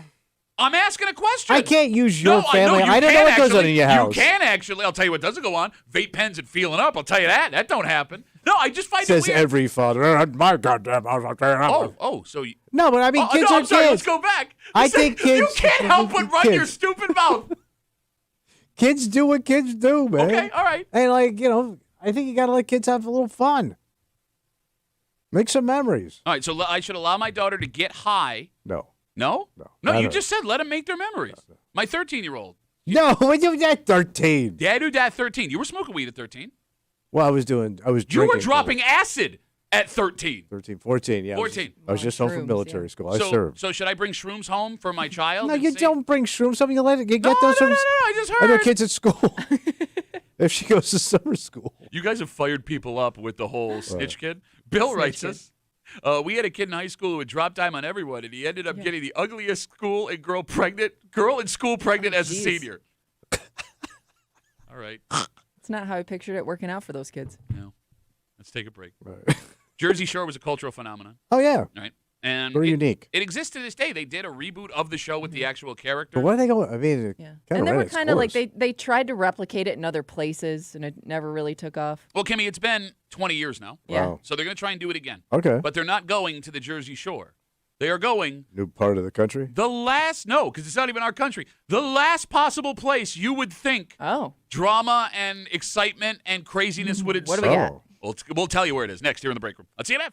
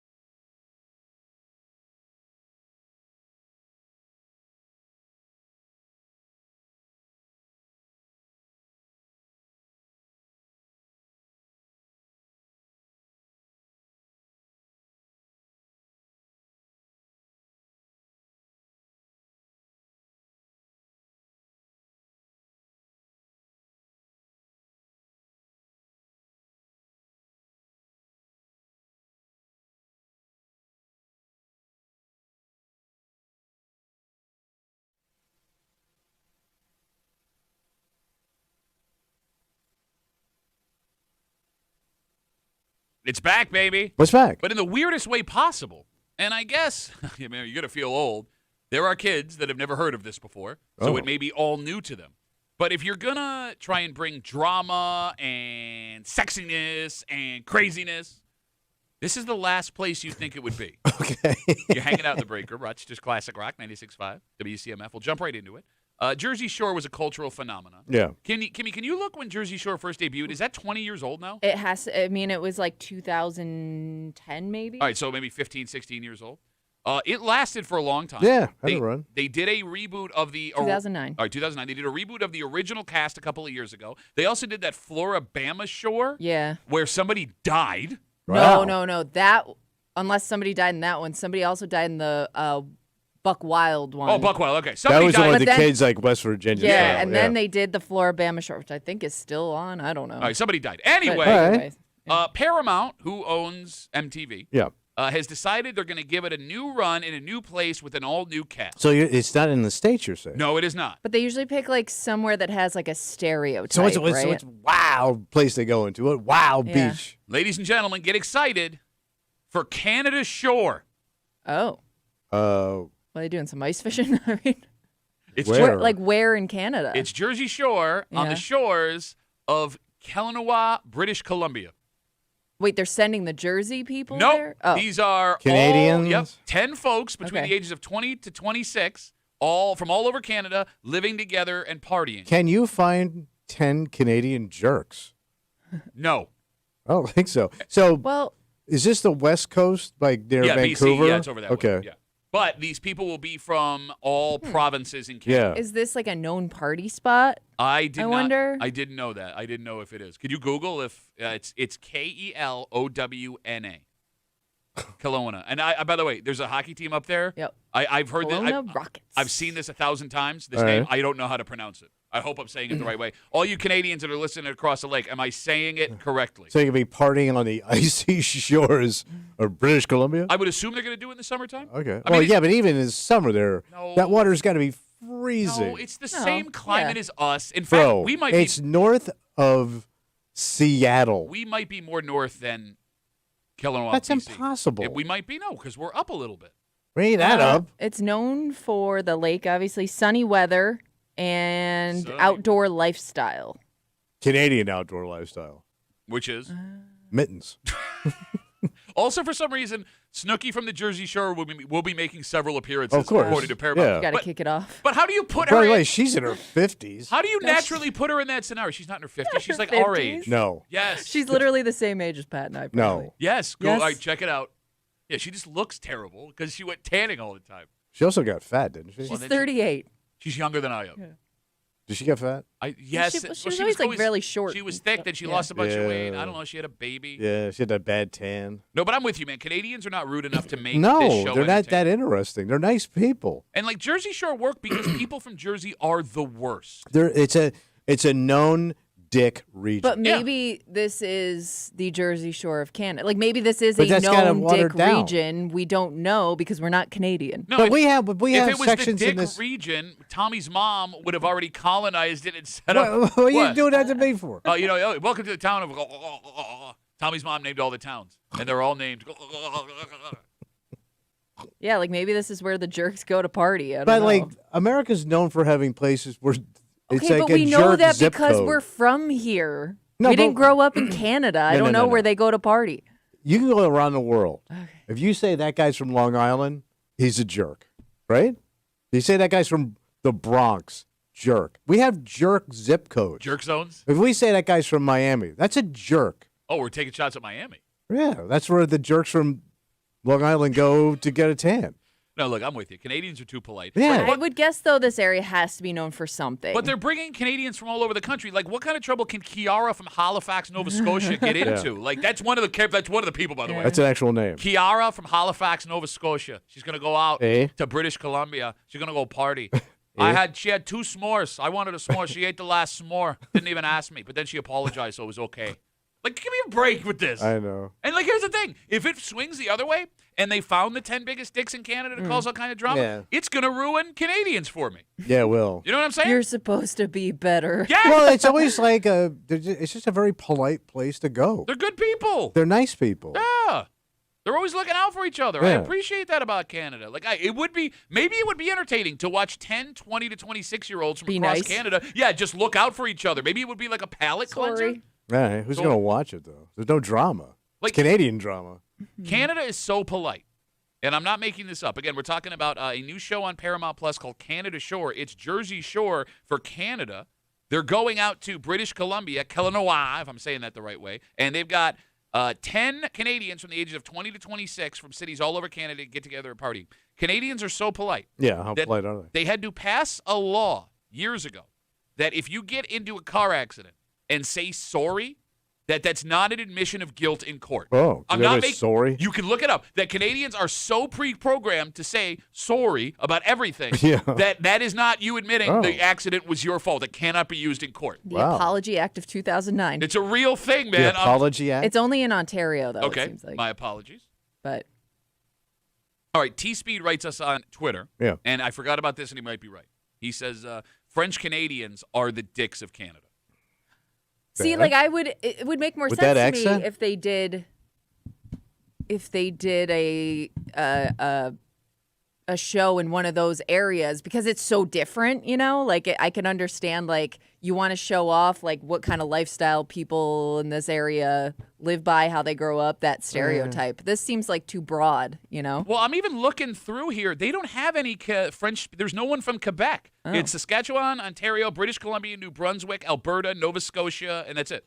Oh. Yeah, you don't even bring any Frenchies in. Yeah. No Boo! Frenchies. Boo! No, he's right, man. If you go, like, if you've ever played against a French-Canadian hockey team, those guys are monster dicks. Oh, I mean, Montreal seems pretty nice. No, they hate you. Yeah, they don't want you. Yeah, but you don't know it. No, only because you don't speak French.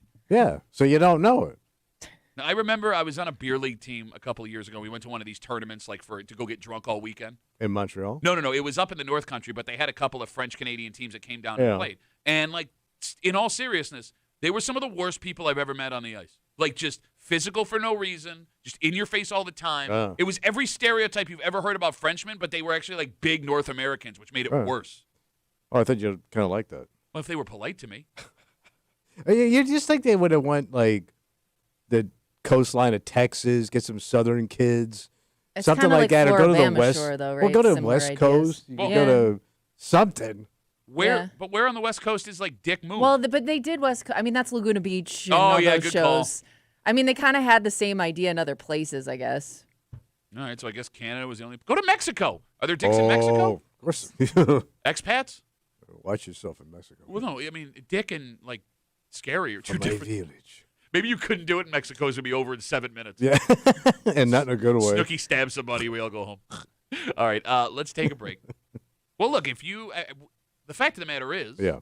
no matter where you live, if you think it's safe or dangerous, the risk of you not coming home is real every day. Oh, sure, buddy. Accidents will happen, as the great Elvis Costello once said. So you need to be prepared, Okay, which is why I'm so shocked, especially a man your age, what I do. having such a problem with this. It's a great idea, and I know that lots of people listening have these already. Ooh.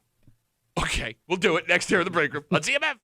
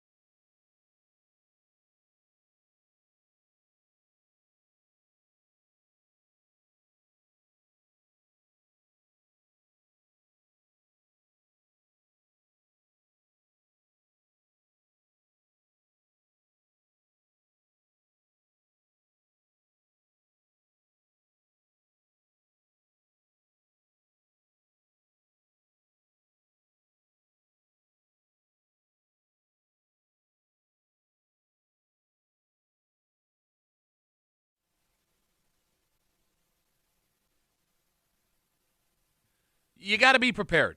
Yeah.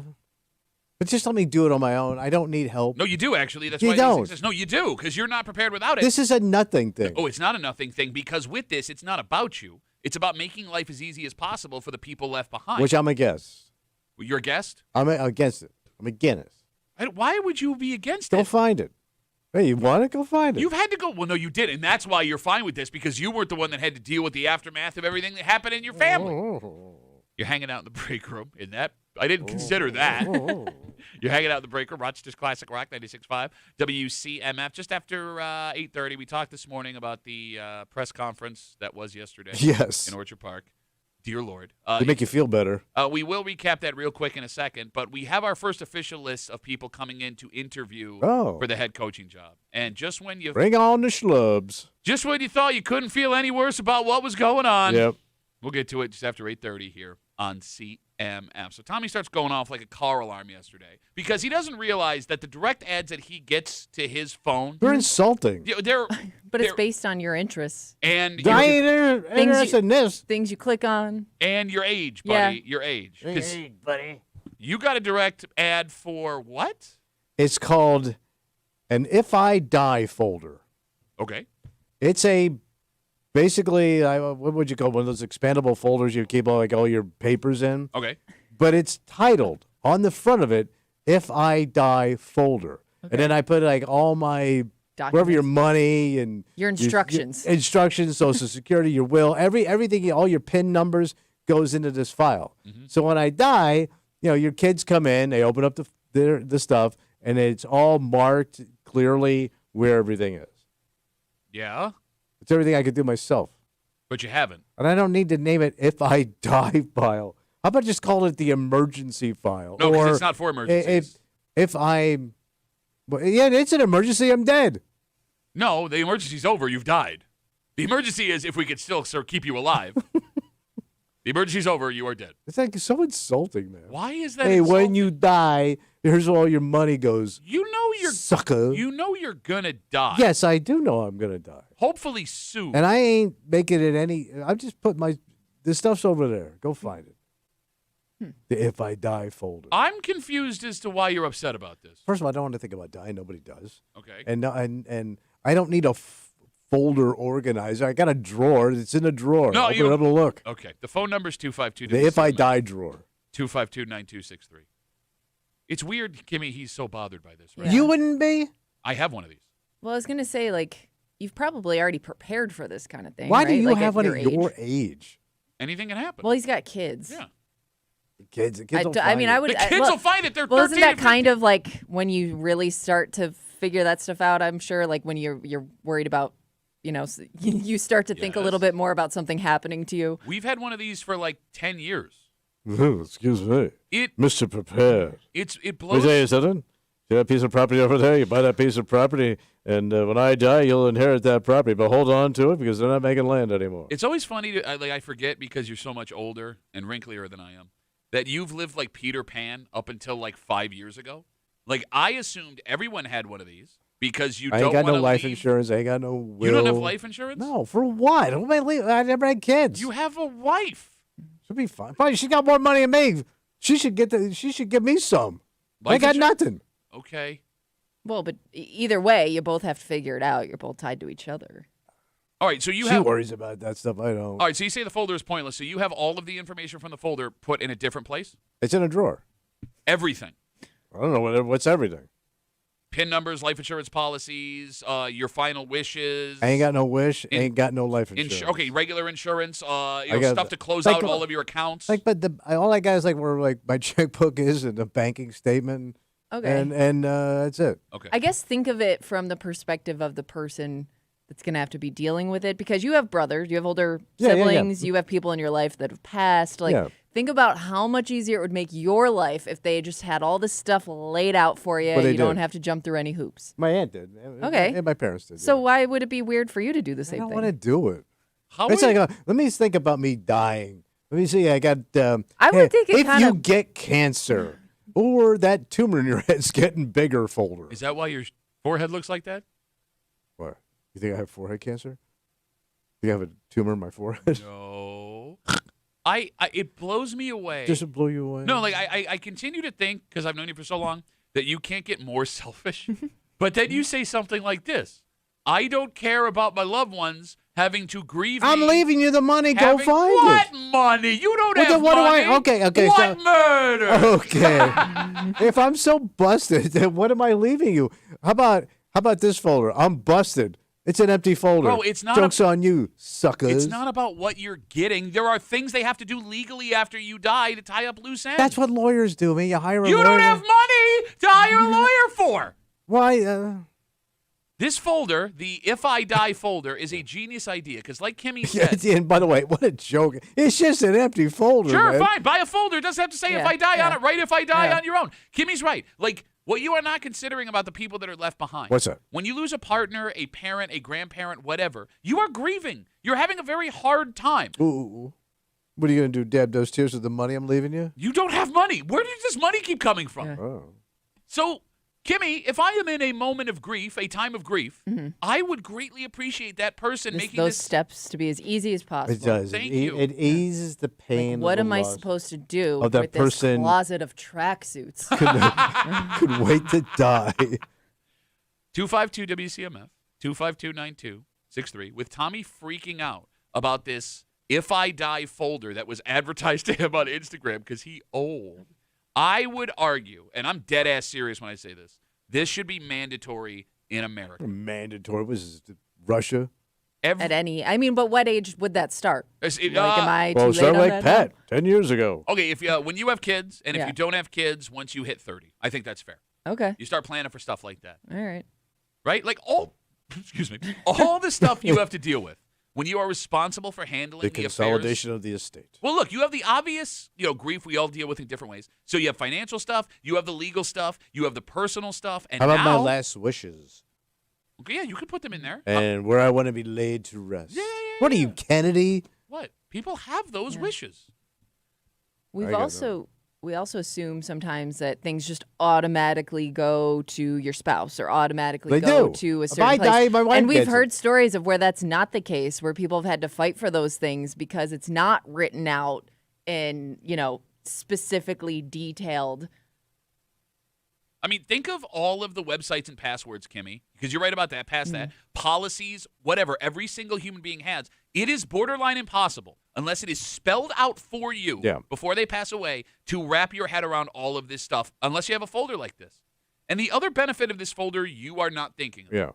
It prevents your surviving loved ones from finding out things you may not want them to know about. What do I got left? Let's say they go searching for information to tie up loose ends, I don't know, on your phone or computer. Okay. You want the surviving members of your family to have your browser history? But how would they could still get into your stuff? They could if they wanted to, but they may not have to. And I'll tell you this, if I don't want to go into my dad's phone if I don't have to, Why? when the day True. eventually comes. Bro, what? Why not? I don't want to know. It's not Don't my you- business. Not my business. No, that's not why you don't want to see it. Yes, that's you what I'm just saying. don't you don't want to see it because you think you're going to get grossed out. Yeah, 100%. Yes. Like that's what I I'm telling found you. my dad's porn stash when I cleaned out the house. And that's yeah, weird. but that's not. I even think like the search history is even more specific than a stack of magazines. I mean, Oh, text these are messages. pretty good magazines. Well, man spared no expense when he went with handbags. Like and this- I found out him and I had common.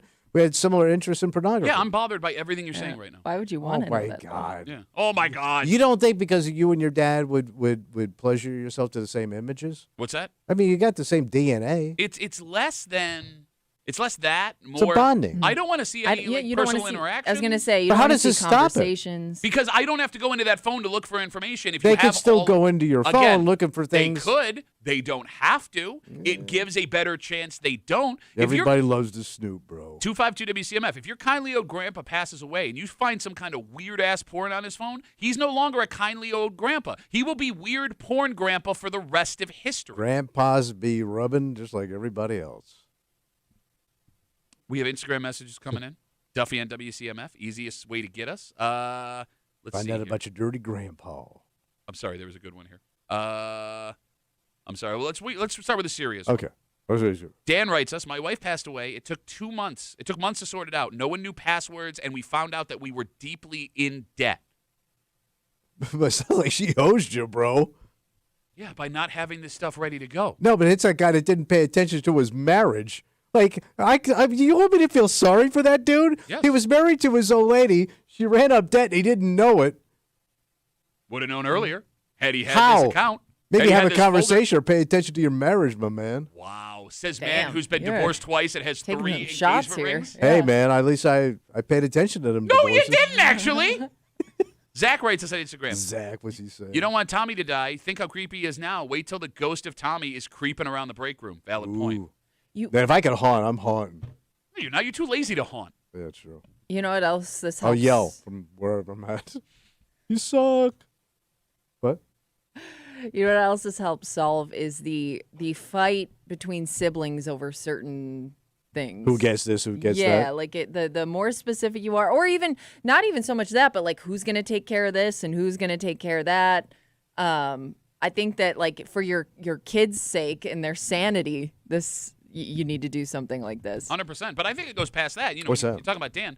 Like, how many couples have this strictly for each other? Because going back to Dan's story, couples tend to have tend to handle personal business in one of two ways. Either there is one person that takes care of everything for both people, the take charge person. or one person, each person is responsible for different specific things. Okay. In both of those situations, you would need something like this because it's very common if an older man loses his wife, for him to be completely clueless about everything. Where's he? Where's that old coot going anyway? Can I tell you a story? Make him a bowl of soup. Tell him to shut up. When I was a freshman in high school, my grandmother passed away. Yeah. My mother's Sorry for your loss, bro. mother. She's a Thank you. I great appreciate that. So he and my grandfather and my grandmother have been married 40 Yeah. years.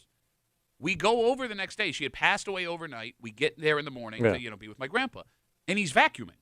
Oh. But he didn't know what else to do. It was the most Yeah. But it was the most surreal little thing bit I had ever lost. seen. Yeah. Because he didn't need to be vacuuming, They obviously. needed something to do. He didn't know what to do. He didn't cook for himself. He never cleaned. He Yeah. never did his own laundry. She handled all the financial stuff. Like, he was just a guy that went to work, brought home money, and she took care of everything Well, what a else. sweet ride he had. But the point I'm making. not so I sweet know he anymore. was. Yeah, he was clueless.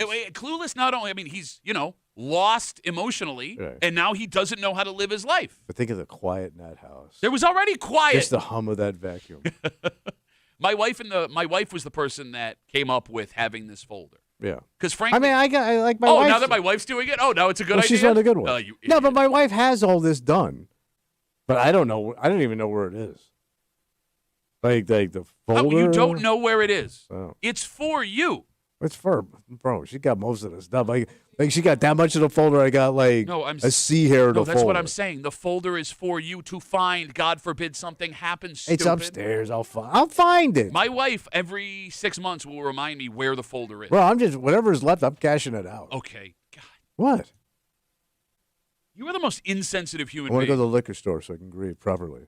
I want to get drunk and vacuum. Okay. Keep Nisa hitting baseboards. writes us on Oh, Instagram. Lisa. Wait, Lisa. Go ahead. Nisa. Oh, Nisa. She writes us all the time. Sounds like a car. Duffy on WCMF. She says, when I got into porn, my mom told me about the fact that my grandfather used to have pornos in their garage and how disappointed my grandma was. Oh. You want?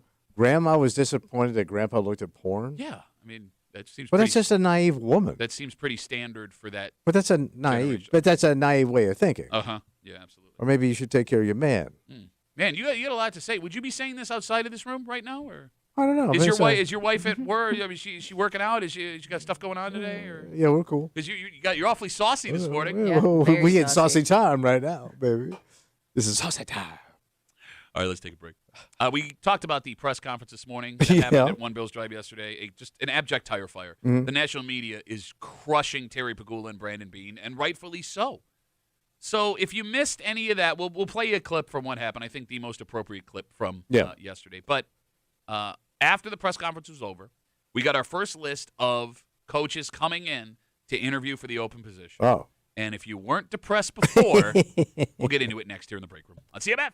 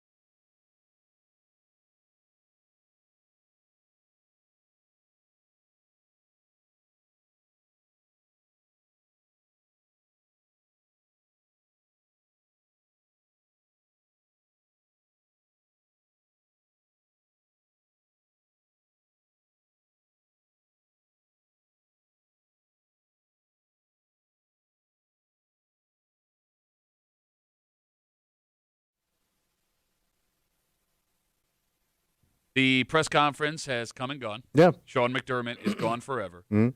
And now this Bills team begins to look for the Super Bowl or bust head coach to replace him. And yesterday, we got a glimpse into what they might be thinking. All right. I'm not going to lie. This seems pretty depressing. You're hanging out in the break room. Rochester's Classic Rock, 96.5, WCMF. We'll jump right into it. As we discussed this morning, Yeah. Terry Pagula, the owner of the team, and general manager Brandon Beane had their press conference explaining why Sean McDermott was fired yesterday.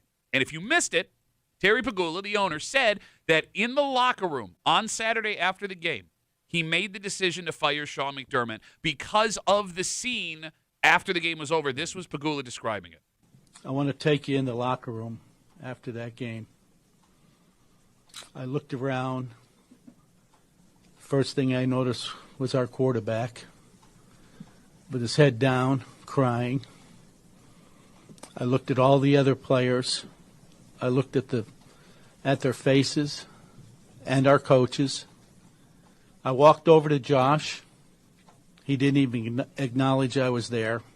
First thing I said to him, I said, "That was a catch." We all know what I'm talking about. You know what I'm talking about. He didn't acknowledge me. He just sat there sobbing. He was listless.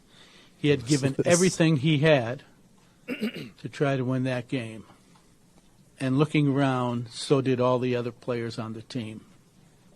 Pagula went on to say that the team, he believed, had hit a proverbial playoff wall, which was why it was time to make a change. Although you heard him say it, and he said it multiple times in the press conference, he believed the game was robbed from the Bills and that they should have won the game, but they fired McDermott. So did he do that old man thing too? Because he said he was walking around, but they don't understand personal space, and he got right up close. Yeah. Hey, oh yeah, catch, Hey, right?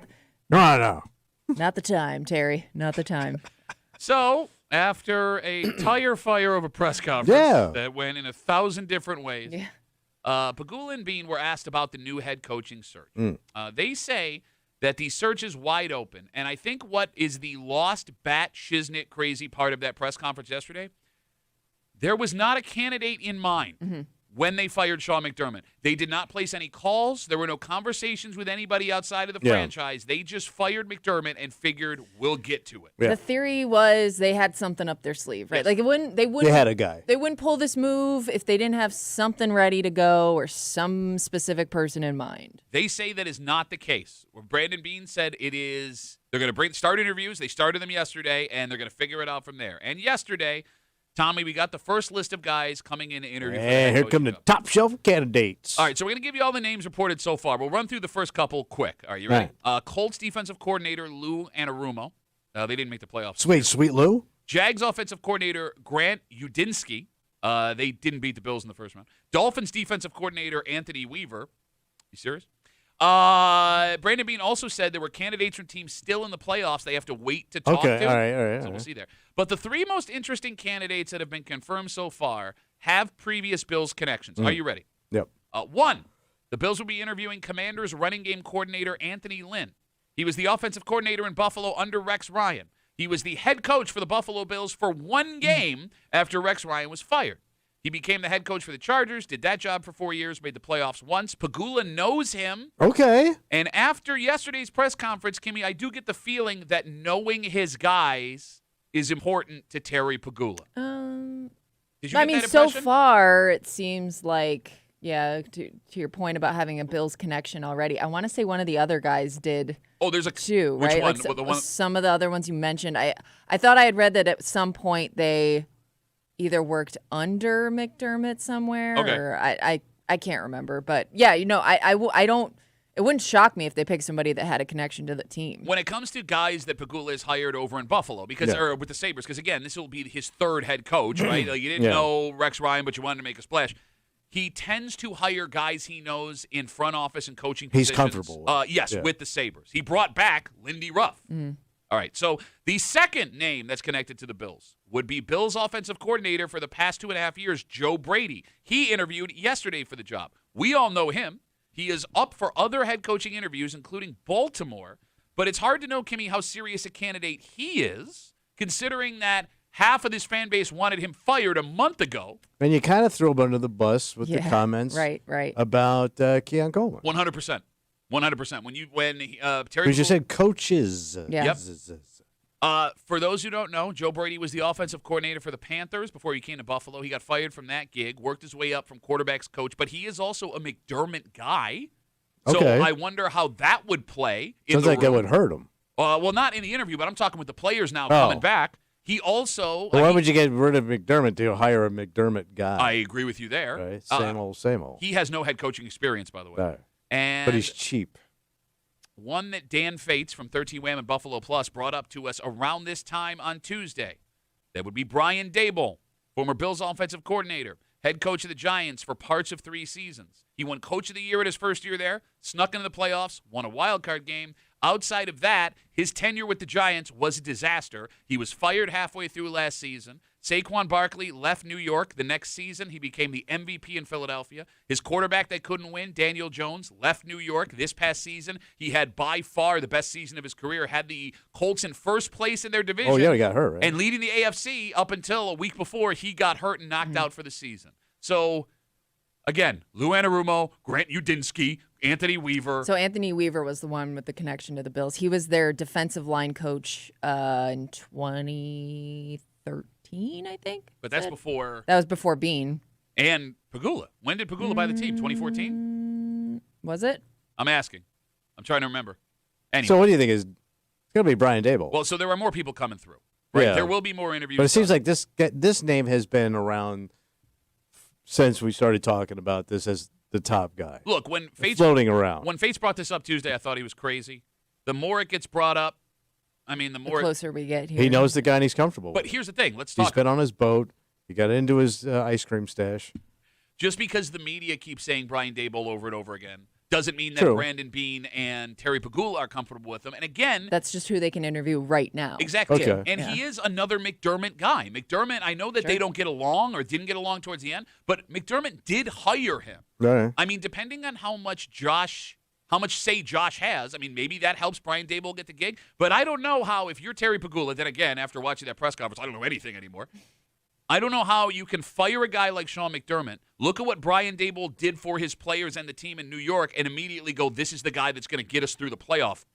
And none of these guys sound like they're of the caliber of McDermott. They're not. None of them. So, and that's what you got to go get. You got to get somebody who you think is better than McDermott. But they would have had to have So who is almost that guy? a decade of success somewhere. So who's It's out Mike there? Tomlin, but he's not coming. Yeah. He's not coming. Yeah. Mike Tomlin ain't going to coach. No. He's going to go do TV. Yeah. Yeah, and he's going to be super expensive anyway. Yeah, you'd have to pay him $25 million to even get him to come in and talk. Yeah, so he ain't the guy. Tomlin's out. Like, if you want to talk about head coaches that are currently available that have the Got clout. Well, because here's the thing. None of those guys that we named have a Super Bowl trophy as a Right. head coach. Not a single one. There are 2 guys that have Super Bowl trophies. Well, 3 that are available. Okay, I who mean, you got? Belichick is a guy that you want just Yeah. for chaos. That's not Yeah. going to happen. You have Mike McCarthy, former Packers head coach, Cowboys head coach. He won the one Super Bowl that Aaron Rodgers won with him. And you have John Gruden, who's working as a talking head right now, who won a Super Bowl with the Buccaneers 30 years ago. Yeah, all right. I can't Not think much. Kimmy, can you think of another Super Bowl winning head coach that is available that's Or coached just, within the last or 20 even years? like a guy that's had consistent playoff success. Yeah, all those guys you mentioned are old. It would have been Harbaugh, but he's with the Giants. No, but I don't want Harbaugh either. No, but I'm 'cause- just saying in terms of like matching that type of playoff, like getting to the playoffs year after year. But the issue with Harbaugh is the same issue with Sean McDermott, that Yeah. they hit this proverbial wall. Right. I mean, look, John Harbaugh The has a same Super argument. Bowl. It's also one of the luckiest Super Bowl runs of all time because you had Joe Flacco play out of his mind for 4 games. Mm-hmm. Hence the question asked for years, is Joe Flacco elite? The jury still out on that one. All right. 252 WCMF. We get our first look at the list of candidates, the initial list of candidates that the Bills are interviewing for the head coaching job after that press conference yesterday, and none of them are inspiring. So how long does Josh Allen stick around if this thing goes south, Okay. where he starts screaming, "I want out of here," Don't because don't be ESPN. You're being ESPN. That's because pretty good. we haven't. No, it's not. We It's haven't. ESPN. We haven't even heard a statement from him yet, and Yeah. we're already got people speculating. When is Josh Allen going to leave Buffalo? But you got to think that because that's the whole. This is the whole thing. And if you don't put anything around him, how long is this kid going to get his ass knocked around like we saw in that game where he was like getting hurt? We don't know if Josh Allen is upset with this yeah, move. I mean, maybe I know he that, wanted to but change too. it's his ass that has to stand out there and take the hit. No, I understand, but And listen. how long does that kid want to? Listen to what I'm telling you. I'm not asking you. I'm asking your opinion. Yes. How long do you think Josh Allen, if this goes south and we're back to square one, where he's going, a 500 season and he's getting banged around before he goes, I want out of here. All right, I'll say this. I think Josh Allen on your roster prevents you from having a 500 season. I think that him, no matter who the head coach is, with Josh Allen, you're a good team. All right. But you're not a great team. I mean, we'll see. But if you want an answer to your question about how long Josh would hang around, I would argue the Bills, if things go terrible, the Bills would pull the trigger to move him. Just to get some. Well, to not have to pay him before Josh would say, get me out of here. Okay. That's my personal opinion. I mean, my biggest fear right now is like you have to get somebody that comes in like before anything else and reunites that locker room, because a lot of chaos just happened. That's going to be like step one. Well, that's Oprah. And she can deal with a lot of crying people at once and bring them together. Here's the thing. I wouldn't hate Oprah as a head coach right now. You want to talk about motivation? Coach Oprah? Yeah, Coach O? That woman is a motivator. Coach O. Is she not? Oh, yeah. And with the way some of these coaches left and just, the way they had, rumored to be not so great with players on their way out, I think you got to get a guy that's a player's coach, right? Well, there's a further complication with that, and something that nobody's considered. What's that? At least nobody's really talked about it. Sean McDermott had his guys, right? Jordan Poyer, one of his guys. I could go on and on and on, but there's several. He didn't bring him in though, did he? Yeah, he was one of the first. What was it the year before? Was it a Rex I thought Ryan it game? was Whaley. The point, because Whaley and McDermott were there for a year together. But all of the guys that came back to right. play Either for way, they Sean became McDermott. McDermott's guys. There are like 6 or 7 locker room guys, leaders on this roster that have been leaned on for the last however many years that won't be here because they were Sean McDermott guys. So not only do you have those guys are going to get gas. You got it. And whether or not the talent matters, that's not what I'm talking about here.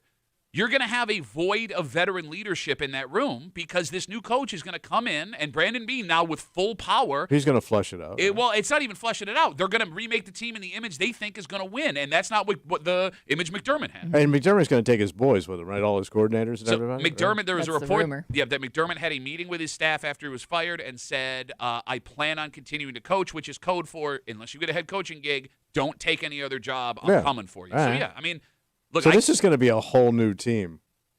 Except for Josh, really, and a whole new system. Josh Cook will be there. The system will be new. Yes, and that's the other problem here. You've got some great players on that roster. You don't know if they fit into the offense or defense that'll be run here next year. We haven't had a new defense on this team in 9 years. All right.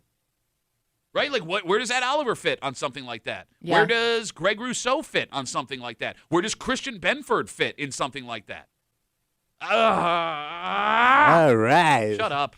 And here's the thing. Optically, and I know it's not fair to this new coach coming in because maybe they will be good at what they do. Who the hell knows? But optically, any new head coach, if they're the men we just talked about, it's a downgrade. And it's you ain't got no massive. time, man. Right? They're not coming into a team that's, just failed year after year. That was Sean so McDermott. any winning season is a positive for that franchise. Like the expectation coming in has to be the highest with this team than any other team, maybe the Ravens. All right, so Vex Patriarch brought up something. I said there wasn't another coach out there that won a Super Bowl. Well, Marv's getting old. Pete Carroll was just fired, and he won a Super Bowl with Seattle. I don't want Pete Carroll. Man, that dude looks like a tree. He's also getting up there in age. I is. mean, I don't even know how Yes. much longer you'd have him for. Unless, If you're looking for a guy that's going to be around a while, I don't think it's going to be that guy. And that guy's going to be super goddamn expensive. But who said he may not? He just got fired. Yeah, but he's been around, man. He may want to go redeem himself after 1 year in Las Vegas. That's where he's Pete going to. Carroll's going to Got be Josh 75 this year. Okay, look, I'm not saying Pete Carroll's a good idea, but if we're talking about what the Bills are looking for here, they're trying to blast through the proverbial playoff wall. If you have a guy with experience, All right. 2 years, if you think you have a roster that Pete can win a Carroll. Super Bowl in the next 2 years, I don't want it. I don't think it's a good idea. I'm putting myself in the shoes of Brandon Beane and Terry Pagula with the All right. pressure they just put on themselves yesterday. I could see that being an option. I don't know why this idea that it has to be a young coach, where that came from, because I've been hearing that a ton. I know it's a trend, but doesn't mean they're going in that direction. Okay. John Harbaugh just got $100 million from the Giants, and he's in his, 60s? 50s? He looks good, though. Yeah, he's still up there. Yeah. Yeah, I mean, he looks good. I'm not saying he's not. 63. There you go. Yeah. So, he's not a spring chicken. Okay. Like this new head coach, right? what the fan base will expect from them is not fair. What the national media is going to say about them if they have growing pains as a head coach, which they almost certainly will, Yeah. is not fair. And I think the weirdest thing about this whole from Tuesday to right now, the big talk from people that wanted Sean McDermott fired was you've been wasting Josh's prime Yes. with Sean McDermott. If you take any step backwards with a new head coach, what does that say about wasting Josh's prime? Right. And Just you, a like few you said, more you're going years. to. Look. To start out, you're not going to come out firing out of the gates normally if you're changing all this stuff around. It takes time. Maybe. I don't know. Unless they catch lightning in a bottle. Yeah. Well, you had that, and you threw it away. Well, no, I mean, no, you didn't You have, had a franchise quarterback. you have a franchise quarterback. Yeah. You didn't have lightning in a bottle. You had a No. slow build to where the Yeah. Bills have gotten to today. That's not lightning in a bottle. All right.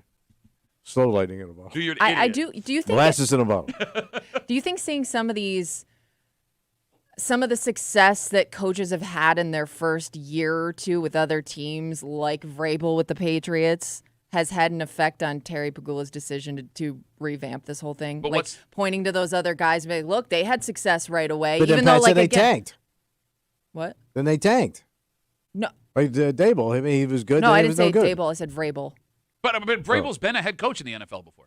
No, I know, but I'm saying they jump to a new team, have immediate success, Oh. and I think that maybe like Pagula saw that, and do you think that could have had any influences on his decision that's- to go in a different direction? If that's the case, that's stupid. It's a stupid thing to do because, again, the amount of things that had to line up for the Patriots to be where they are right now is insane. The Patriots now have to play a first-place schedule next season, which makes it harder. I don't think the Patriots are what everyone thinks the Patriots is. I'll stand by it. So and that's the thing that's the most frustrating. What's that? Like, let's look at next season. The Ravens will have a new head coach, Yeah. and they're going to be going through the same pain we are. The Chiefs are going to be without 100% Patrick Mahomes at least until Week 8. Even if he starts opening day, that's a 2-year injury to recover from. And the Patriots are going to play a first-place schedule instead of historically one of the easiest schedules in NFL history. And now they get to play a backup quarterback in the AFC Championship game, right? Like, if you stuck with McDermott, the lane is there from opening day. Yep. And And you you- just you- made you- it harder on yourself. Yeah, you just flushed it. I will never understand this decision. There was no scandal that we heard of yesterday with McDermott. There was no blow-up one moment that ended it that we heard about yesterday from Pagula or Bean. I will never understand it. And if you don't win a Super Bowl in 2 years, you just wrecked your franchise. And he did one of those things that they always say never do, never make an emotional decision. Like never walk into a room and go, this sucks, I got to change it. And that's exactly what he did. But what's even stranger about that, he made the emotional decision Saturday night, In the moment. flew home, sat on it Sunday, got up Monday morning, and went and fired McDermott. Yeah. So he had there's, time to think it through. Yeah. there's a report that it was a 7-minute meeting. 9 years. Yeah. 9 years, 7 minutes, goodbye. Yeah. Well, it was fun while it lasted. Shut up. Take a break. What are you, a horse? You'll, it's going to come around again. You'll be 67 when it happens. You'll be dead Yes. if they do it tomorrow. If you're on social media and your algorithm goes a certain way, you've probably been told you have to do this with your house. Oh. Flu's been going around, all Oh. kinds of sickness. You want to keep things fresh. Get rid of mold. Make sure that everything is A-OK inside All the right. 4 walls. And you know this is good because it comes from a European country. Oh. And, Kimmy, this sounds like the stupidest thing I've ever heard in my But life. it's European. Do you do it? I didn't know it was a thing until I saw this article. We'll tell you what it is next here in the break room. Let's see you, Matt.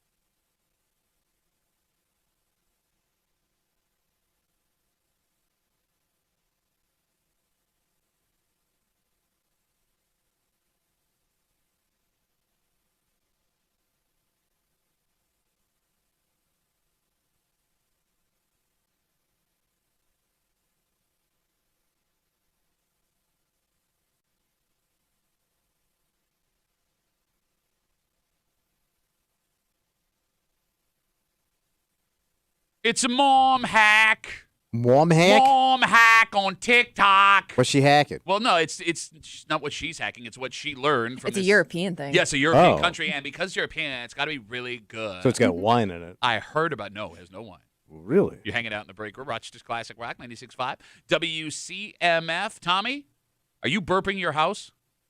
Burping it. Are you burping your house? I wouldn't know where to start. I don't know what that means. So the practice of house burping, or as it's known in Germany, lufting, is the practice of opening windows and doors to allow fresh air to circulate in your home. Oh, like, well, I mean, that's what the spring and summer. No, even in colder months. Yeah. Oh, so then what you do, like, yeah. during winter. You got it. Regularly. Like, open everything up? Yes. So it's been the lufting has been dubbed house burping, like you're burping a baby. So getting get all the fresh air Get in? all the bad air out. Yeah, you Okay. got it. So it's blown up on TikTok. People promoting it as a mom hack, and a lot of the moms that are hacking Yeah. are claiming it keeps sickness away. There is no study that has shown that is the case. So how long do you do this for? 10 to 15 minutes.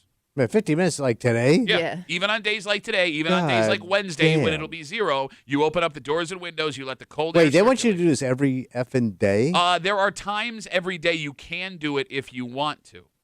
So, for example, they say the optimal time to burp your house in the morning, after showering or cooking, or after having visitors. Oh, get their stank of your relatives out of your house. Fred stank out, son. Fishing Fred, get the hell out of my house. This is the stupidest thing I've ever heard. It just sounds like a waste of time. I agree I mean, like if you have a heater, This- like your furnace, like recycles the air. It pumps the air through your house. Yeah. Well, here comes Yeah. Science Tommy.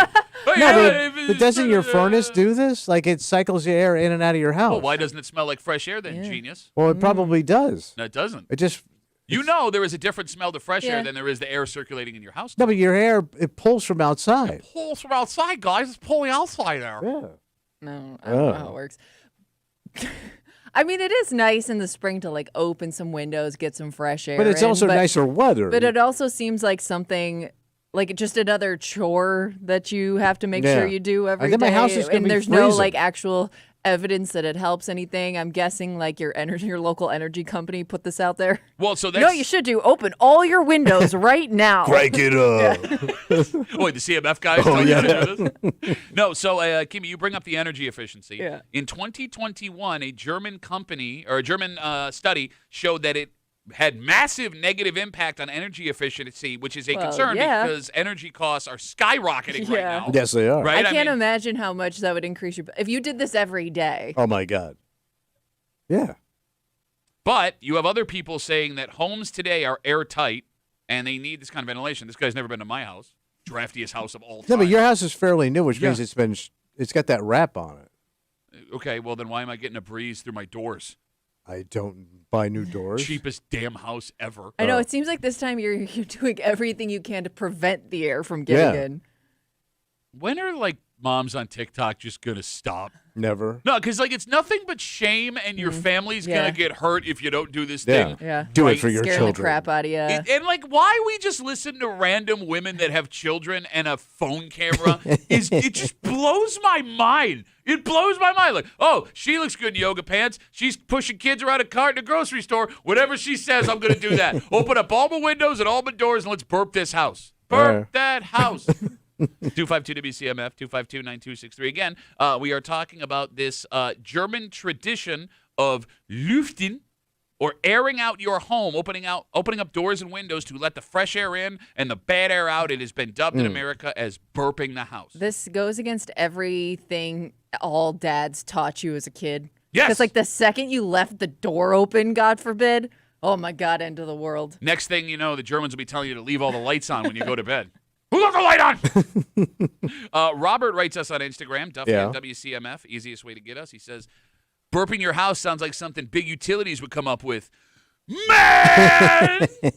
Although, as I look at a mom who's writing us, she says, I do this, Stephanie, I do this. I crack the door for a few minutes each day.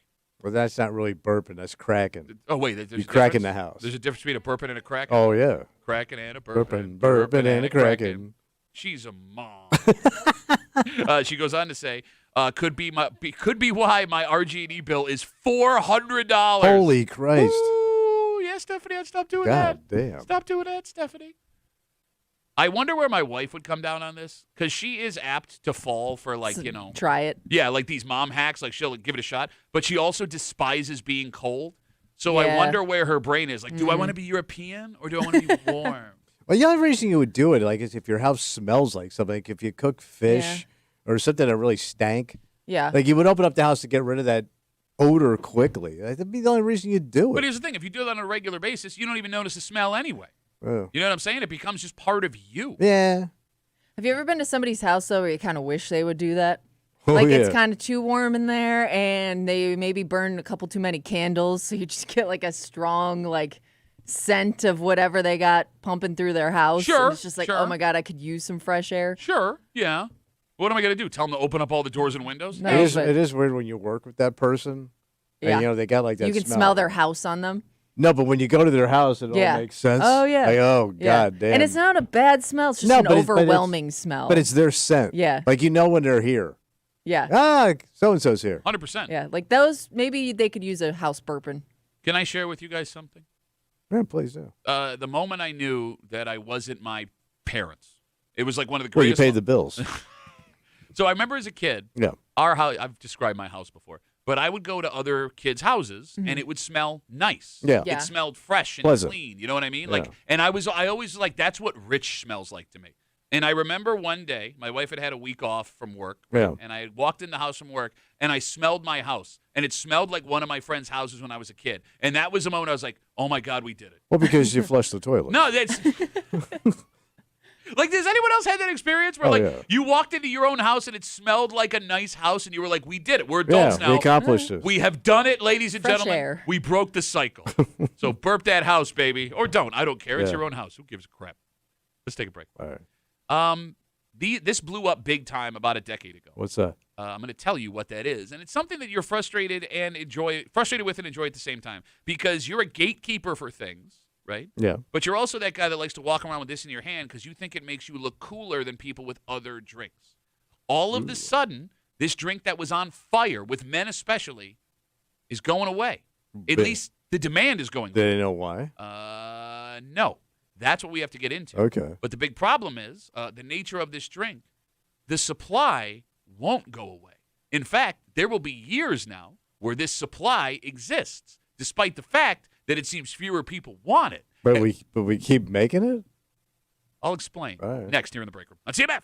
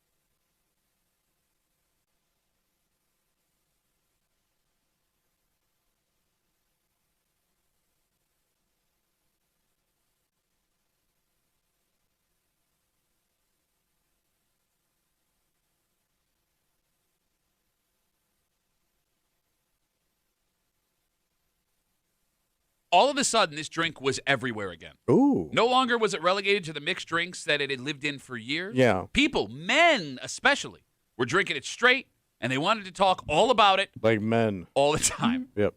It seems, Tommy, those days may be coming to an end. Oh. And it is a fascinating study in how what we think the drink in our hand says about us. Yeah. You're hanging out in the break room, Rochester's Classic Rock, 96.5. WCMF, just after 9:25, 9:30 this morning, there is a company that has existed for a very long time, that has made one of the most iconic toys in American history, that is scrambling right now because the place that makes these toys for them is shutting down. And I didn't know these toys still existed. It's got to be one of the oldest toys in, like, American history that are still... You're talking like the first toy. Like old school, buddy. Damn. We'll tell you what it is just after 9:30 here in the break room on CMF. Whiskey, Yeah. more specifically bourbon whiskey, Good old Kentucky champagne. has been on a hell of a run the last decade. Oh, yeah. So the bourbon section at your local liquor store has doubled in size in the last 10 But years. there's guys that have set up bourbon bars in their house. Yep, you got it. And Tommy, you know people are spending an arm and a leg Yes. on once common domestically made alcohol. Yeah, some of that stuff goes for like thousands of dollars a bottle. Pappy Van Winkle Yeah. being the example. Like that, Pappy Van Winkle is such a rare bourbon. It's hard to even see one in person. Yeah. Like, forget being able to afford it. Like a bar, if you walk into a bar and see it, it's like, wow. Yeah. You know? All right. Those days, Tommy, may be coming to an end. So is the bourbon's crashing? Well, an article this week is in. Let me try this again. The article I have in front of me is called "More Bourbon Distilleries Are Closing. So What Happens to the Whiskey?" Details on how bourbon sales are cooling off. And this cooling of bourbon sales has created a very unique problem. What's that? Well, Tommy, you know, bourbon takes years to make. Yeah. Right? The distilleries age the alcohol in the barrels at their facility. So if these facilities go out of business, you have all of these barrels of whiskey with nowhere to go. Well, there'll be a blowout sale. Well, so that's just or it. they sell it globally. Because I would think bourbon sells pretty good around the world. That I don't know, but we're talking like smaller distilleries. Okay. You know, think of like Pappy Van Winkle. Yeah, well, You know, those other like smaller. You're not talking Jim Beam and Jack Daniels. I mean, even like locally without like super famous, because Black Button Distillery, Right, yeah. They closed earlier this year, right? That's not a name that people know in Germany or in Japan or something like that. So when they go out of business, they have three options according to this article. What's Are you that? ready? They say they can hold on to the barrels and sell them even after they're done making new stuff, right? So you sell the old whiskey they have already distilled. Well, you're done making it. We're going to wait for it to age the way that it does. We'll sell this one last batch and we're done. All right. Some distilleries have been selling their barrels to a bottler, but that costs them money. And then some are selling barrels to another distiller that has the same problem, and then you run the risk of watching another business make a fortune off the stuff you made if it's actually really, really good. Okay. So we can sit here and talk about why the bourbon market is cooling off if we want to. And the phone number is 252-WCMF, 252-9263. But I think the more interesting question might be, What's that? what made bourbon explode again all those years ago in the first place? It was always like a man's drink. You know what I mean? It goes back to the Prohibition. Okay. You know, I mean, it's the original whiskey that bourbon was very unique to the United States and the Central South. So if I'm not mistaken, bourbon is whiskey that is made in America, right? Yeah, I mean that's where it was birthed. Okay, got so it. Kentucky, Tennessee, that area, the moonshiners and all that stuff. Okay, but here's the thing: bourbon on its own wasn't a big thing after the 1960s, right? You went through the 70s and 80s, and there were guys that kind of drank it went to other stuff for sure. And then all of a sudden, it showed up again. Yeah, because the cigar craze and the bourbon craze and the whiskey craze kind of all went hand in hand. Okay. Because when cigars started showing up again, you wanted to be like that old school 1950s, when men sat around and drank, bourbon and cigars and discussed business. So you're arguing So like the bourbon dicks showed up. Yes. Well, like in the same No, by the way, way, like Carol, you want to watch out for bourbon dick because it'll ruin your night. Yeah. but in the same way, like there's like wine snobs and Oh, like, yeah. you want to be seen drinking a certain type of wine and I don't like that wine, that's cheap, but I like this. It's kind of the same thing with bourbon. Like you have that same element of like judgment depending on yeah. what type you're drinking. Sure. And as cigar guys, it was the same crowd. You know what I mean? Like we had a bunch of cigar bars around here. But like we talked yesterday about how Carhartt, shows like Yellowstone pushed that blue collar stuff into the trendy mainstream. It does seem that when Mad Men went on the air, bourbon blew up again. That helped again too, man. It shows. And I'm amazed at how much drinking shows up in all the shows that I watch now on Netflix. The guy comes home after a tough day, pours himself a glass of whiskey and sits down. But here's what's weird about those two things. Yeah. If you compare Carhartt with Yellowstone and Mad Men with whiskey, it's one thing to go out and buy a Carhartt as a soft boy to look cool. Yeah. What's weird about bourbon, if you don't drink bourbon, it's not the easiest thing to drink. No, it's got a kick to it. It's harsh. It's got a kick. Yeah. And it's also sweet. Like, you have to have a taste for it. Yeah. You can't enjoy a lot of it and drive home. No. It has always blown my mind that folks would drink something that they don't love or force themselves to love something so they can look cool with a certain drink in there. Because you can look two ways with a bourbon. You can look tough, Okay. or you can look sophisticated. The same drink. You're right. Because it's a man's drink. So which Depending one are on what you? outfit you're wearing. Which one are you? Put myself with the sophisticated tough types. Yeah, and when they tell you to leave, the sophisticated tough. You're right in the middle. He's tough and he's sophisticated. He's toughisticated. I have heard in high school you did get fisticated a couple of times. Yeah, but that was, in the bathroom. Okay. Too far. Too far. No, I don't know, man. Like, maybe it's because I'm of a certain age. Although there's, this bourbon and whiskey stuff showed up with guys that were 40 and 50 that never really drank Yeah. before. I've never felt like I had to hold a certain drink in my hand to put off a certain vibe. Well, because I mean, maybe your generation skipped it. No, I know plenty of guys my age that all of a sudden were like, I'm into Wanna do it? bourbon now. Look how All right. cool I am. Well, it's also like an adult thing too. Yeah. It's not just a beer or a White Claw, Okay. right? All right. Because when I was a kid, like the big drinks were martinis. Okay. The straight up martini, but that was kind of made sophisticated and cool by 007. But that was also what my parents drank. Like they drank martinis and Manhattans. But the Manhattans started making a huge comeback about 20 years ago. My old man always drink it, but all of a sudden you would see guys my age and younger drinking Manhattans. All right, the phone number is 252-WCMF, 252-9263. We're talking about the cooling off of the bourbon market, whiskey market, specifically bourbon market. Here in America, distilleries are closing. The supply has finally outrun the demand, and it's caused all kinds of problems. But talking about why this stuff became popular, I have a question for you. Yeah. Because you're a whiskey drinker. Yes. And you've always been a whiskey drinker. You were never a guy that jumped on a trend that this was your drink for a very, very, very Yeah, I long mean, I've drank different types, but yeah. Do you like the explosion of whiskey and bourbon, or do you look at those guys as posers? Oh, they're posers. So you're Yeah, a but better. you were that guy, right? I mean, like you probably got into it the same way they are. No, I was cool, man. I took the cool road. When did you start drinking whiskey? So I started drinking whiskey when I was about 25. 25, trying to look cool. Yeah. And I was dating this girl that drank scotch and sodas. So you had to keep And up with with- her. What's that? So you had to keep up with her. But she's the one that punched me. Okay. Yeah, you know why? Because she was drinking scotch and sodas nonstop. But like, I never knew chicks drank scotch and sodas. But she was a little younger than me. I go, man. I go, man, this is good. And I kind of where I got started. So you tried to impress a girl. Yeah. Wouldn't have punched me. So you tried to look cool. Yes, and I loved it. I loved the taste. And then I dropped the soda. I don't Wait, really so like you did soda. love it at first? Like this wasn't something you had to convince yourself that you liked? But it was a slow walk because I went scotch and soda, which is cut, and then I Gotcha. said, "Well, I don't like soda. I'm going to try this neat on the rocks or just straight or with a little water." Okay. And that's how I started. All right, we got Instagram messages And coming then I in. got punched again. Tuffy on WCMF, easiest way to get us. Connor writes Well, us. corners are going to get a little cocktail, Connor. He said, I started drinking whiskey when they came out with the flavored stuff. Apple, honey, vanilla, etc. It's just evolved from there. Ugh. What? You said, oh, man. Flavored whiskey sucks. It defeats the purpose, man. You ruin a delicious like that. Was it Fireball and Yeah. stuff like Yeah. that? Very popular. Man, With they put- guys your age. They got Irish whiskey with orange in it. Yeah, man. that's a weird one to me. It looks nauseating. It's a weird one to me. It looks terrible. The vanilla whiskey is the one that throws me off Ugh. the most. I don't get that one at all. Yeah. Like, You what just are we drink having? it straight? We having an ice cream sundae. I tried it straight once. It's- Are you supposed to put it in It something? I don't know. smells bad. Like it ruins the taste of whiskey. It smells like a candle. We were Yeah, talking about yeah, Yankee Candle. It smells like a candle. Kelly writes us, I live in Kentucky in the bourbon belt. If you have a burn with bourbon, it's low end. Longer in the barrel, smoother it gets, and the price goes up, and all distillers have low end to high end. So if it burns, you a chintz-ass bitch. Okay. All right, so if bourbon is going away, Yeah. at least the popularity is starting to wane, what's the next man drink on the horizon? 252-WCMF, 252-9263.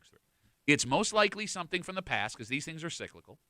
It's probably not a beer because they're having the same issues right now that bourbon is having when it comes to supply and demand. It probably won't be tequila because that But was tequila already kind of had its run. that's what I mean. That was the trendy drink. Yeah, because right? there were A lot of, tequila like- bars and all that, and those flights of tequilas you could get. A lot of celebrities got behind it, started their own tequila brand. It might go back to mixed drinks. Well, no, but normally there's like one standard hard alcohol Mm. that people will be like, this is what I drink. Okay. We haven't had vodka as that in a while.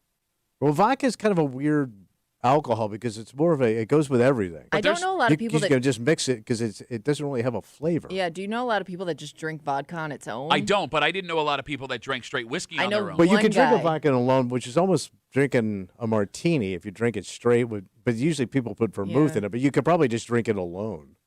Like, I mean, are there vodkas that are smooth enough that people would enjoy just drinking sure straight there is. vodka? Only know one guy that we're friends with that will drink a glass of straight vodka. I always assume anyone that drinks straight vodka is a werewolf alcoholic because you can't smell the vodka. No, you can't. That's why you take it to work. Exactly. That took a pretty big Because chunk. I'm trying to think of the other like drink you could drink straight, or you can mix it, and it's rum. Okay, so could we see a rum revival? You could. Because rum, some of those rums almost have a whiskey taste, like a whiskey bite to them. Okay. Like the really dark stuff. Because like if Well, you know what? Always, I feel like really kickstarts these things coming back around again is a popular cocktail that Okay. has one of those things in it. But I don't know, like, I guess if there's Ah, an the old pina cocktail colada. coming. Get that song around going again. again. Well, but I don't like getting caught in the rain. I'm too old for that now. Soaking wet. Okay, so Worst song ever. it's one of my dad's favorite songs.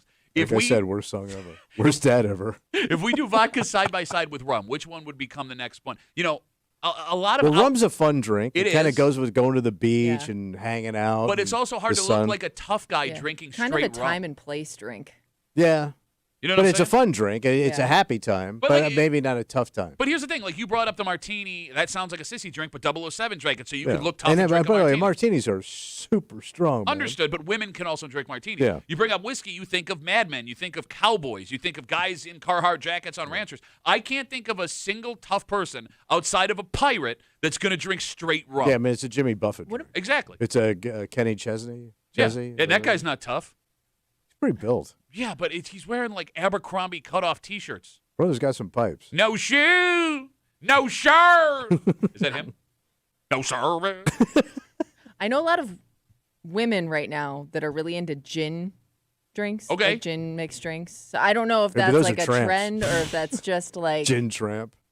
That's a tramp drink. But man. I've noticed on a lot of cocktail menus at restaurants, they'll have a lot of different gin mixed drink options. What about drinking gin makes a woman a tramp? Bro, chicks that drink gin. I are know more tramps. My wife women that drinks drink, gin. No, she that drink don't. gin than men. My wife drinks gin. You told me she drinks whiskey.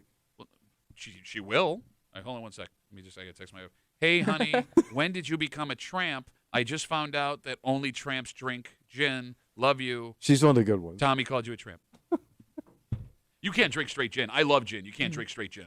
And that's an old school alcohol, man. That goes all the way back. That's like, the London, days of, Churchill, who was a huge tramp. Well, remember that speech that he gave? But before, of so many, owe so much to those tramps over there. People bang those tramps in the street, in the bars. We have a ton of Instagram messages coming in. Duffy at WCMF, easiest way to get us. Again, we're talking about the demand for whiskey is waning, but the supply still exists because it Yeah. takes 5-10 years to make a barrel of whiskey. So and there's they a have- lot of warehouses of bourbon, Yes, man. holding on to, American-made bourbon, and they don't know what to do with it. But with whiskey now going away after it blew up like a decade ago, Yeah. what is the next drink that's showing up? Scott writes us on Instagram, Duffy on WCMF. He said, old fashions are spiking. Our bar sells a lot. So the old school mixed drinks are coming back because that was for my parents' generation. What's in an old fashioned? I don't know. It's a whiskey drink. I know that for sure. But I think But it's not a got- vodka drink? Is it a lager drink? Ain't no, How about a cider drink? ain't no cider drink. Six songs, everybody said the good time. Six songs, everybody. But I think it's got fruit in it. If I'm honest, if it's an old fashioned, I think you muddle the orange and the cherry in Do you there. muddle the orange and Yeah, the muddle cherry? it. Do you muddle it? Yeah. Kimmy, can you Google what is in an old fashioned? But I think it's a straight whiskey drink. I not a have vodka it up drink. right I tell here, you, it's a really actually. good drink. It's the most popular whiskey cocktail in the world, Okay. consisting of whiskey, sugar, bitters, and water. How do you do sugar and whiskey? Ah, Well, it takes the cut up. But I'm going to tell you something, man. One of the best drinks I ever drank. I can't handle it. is a Rob Roy. What's a Rob Roy? So a Rob Roy, very Scottish. Okay. It's Scotch and vermouth over the rocks. God damn. And it is like it's kind of like the whiskey version of a martini. Okay. But man, it is strong as crap. I can't touch them because I will be spinning quick. But if you want to get there in a hurry, man, and look like a sophisticated cat, you go to Rob Roy. Well, that's why they used to call him Tommy Quickspins. They used to call me Tommy Cats. 252 WCMF. Tommy Top Shelf. Let's talk to Brad. Hey, Brad. What's up, buddy? Hi, you guys were saying that no manly men drank rum, and I was thinking that in the British Navy, if you're on a ship, you got a tot of rum every day as just part of your daily routine, and they were called limeys because to prevent scurvy, they would doctor the rum with lime to keep those rugged seamen going. So you're saying that you could look tough with rum if you're full of British semen? That is something. If you're angling for looking for British semen, that's all on you, buddy. Well, no, I'm just trying to gonna make sure we're all on the same page, Brad. You were asking about tough guys, Sure. And I'm saying some service members getting from their government. Okay. Asking a something question. to keep the guys I don't know going. I don't know why you're getting all antsy, bro. I was just asking a question. That's all. Well, I'm just just talking with you. All right. He's just talking. He's He's just just hanging. talking. He's just talking. Just jawing Just a around. couple of guys talking about British semen. Yeah. So I'm going to promote a new drink that I made up with rum in it. Okay. Equal in a very small cup, equal parts pineapple juice and rum, and with 3 limes in it. And I'm going to call it a scurvy buster. Okay, you didn't make that up. I've been drinking that in the summertime for years. Malibu and pineapple. Well, it was never called the scurvy buster. Okay, all right. All right, you want to bust scurvy? Go find some British Yeah, semen. you could sell a lot of stuff by adding the word scurvy to it. That's what I How about thought, that yeah. tuberculosis burger you're going to serve on the side? Oh, with you it? talking about the tuberculosis? Brad, thanks for the call, buddy. Have a good rest of the day. No, I didn't say British semen. You said British semen.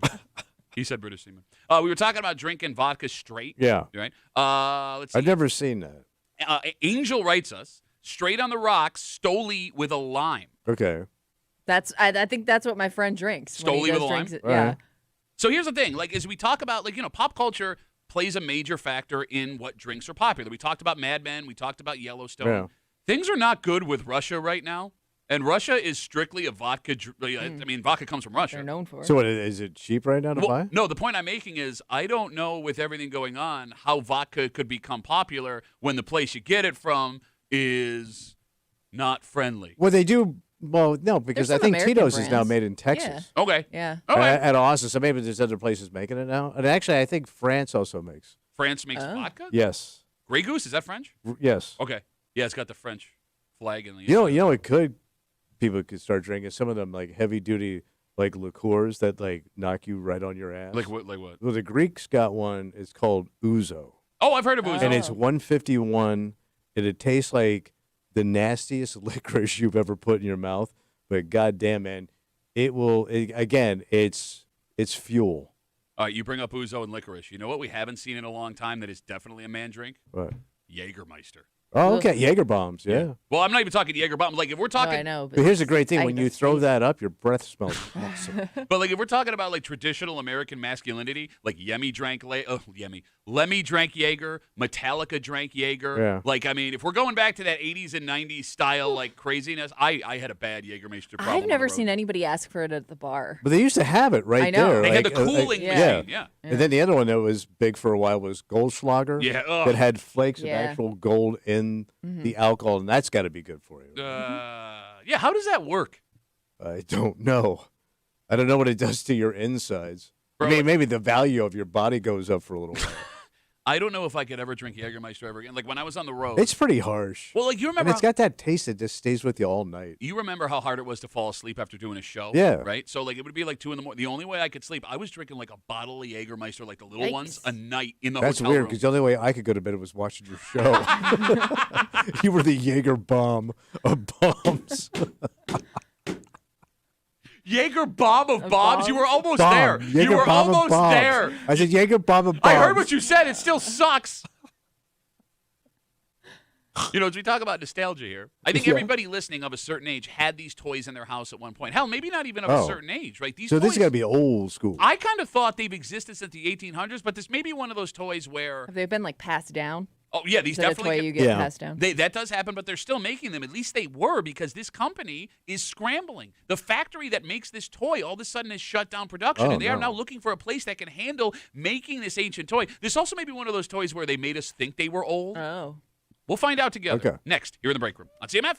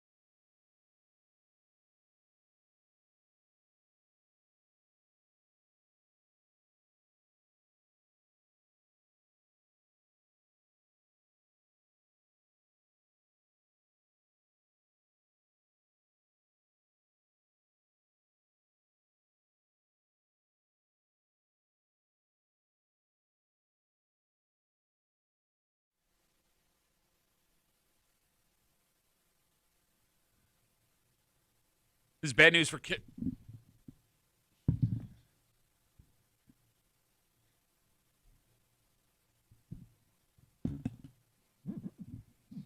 No matter how old you are, you've probably played with these at some point in your childhood. You're saying it goes back to like the 1800s. So here's the thing. I assume so, but this also might be really good marketing that made us think that Okay. was the case. But this company that is still producing these toys has a big problem. Oh. Big problem. You're hanging out in the break room. Rochester's Classic Rock, 96.5. WCMF. Everybody loves Lincoln Logs. Oh, yeah. You had them when you were a kid? Oh, everybody did. Kimmy, did you have Lincoln Logs? We had Lincoln Logs, and I remember every daycare I went to, or like, those like summer camp things for kids, like they always had Lincoln Logs, like an unlimited amount of Lincoln Logs. Love me my Lincoln Logs. Yeah. The company that makes Lincoln Logs is looking for help.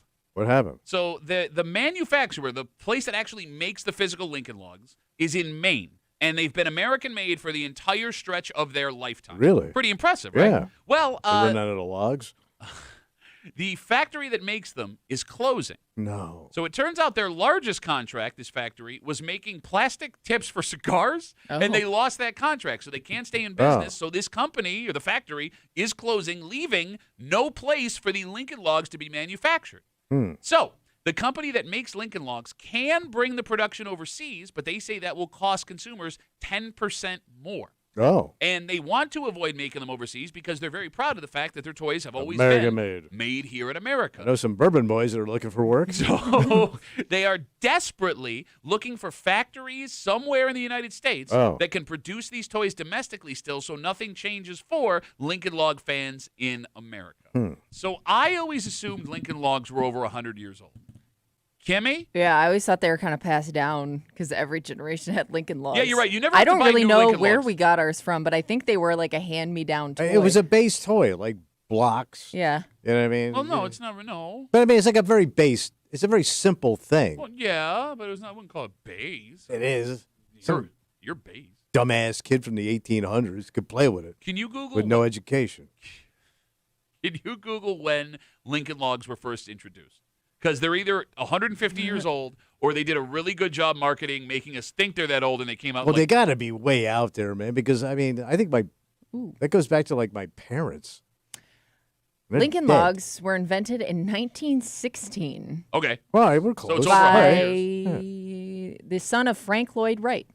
Wait, Yeah. the architect? Yeah, I remember hearing that. Wow.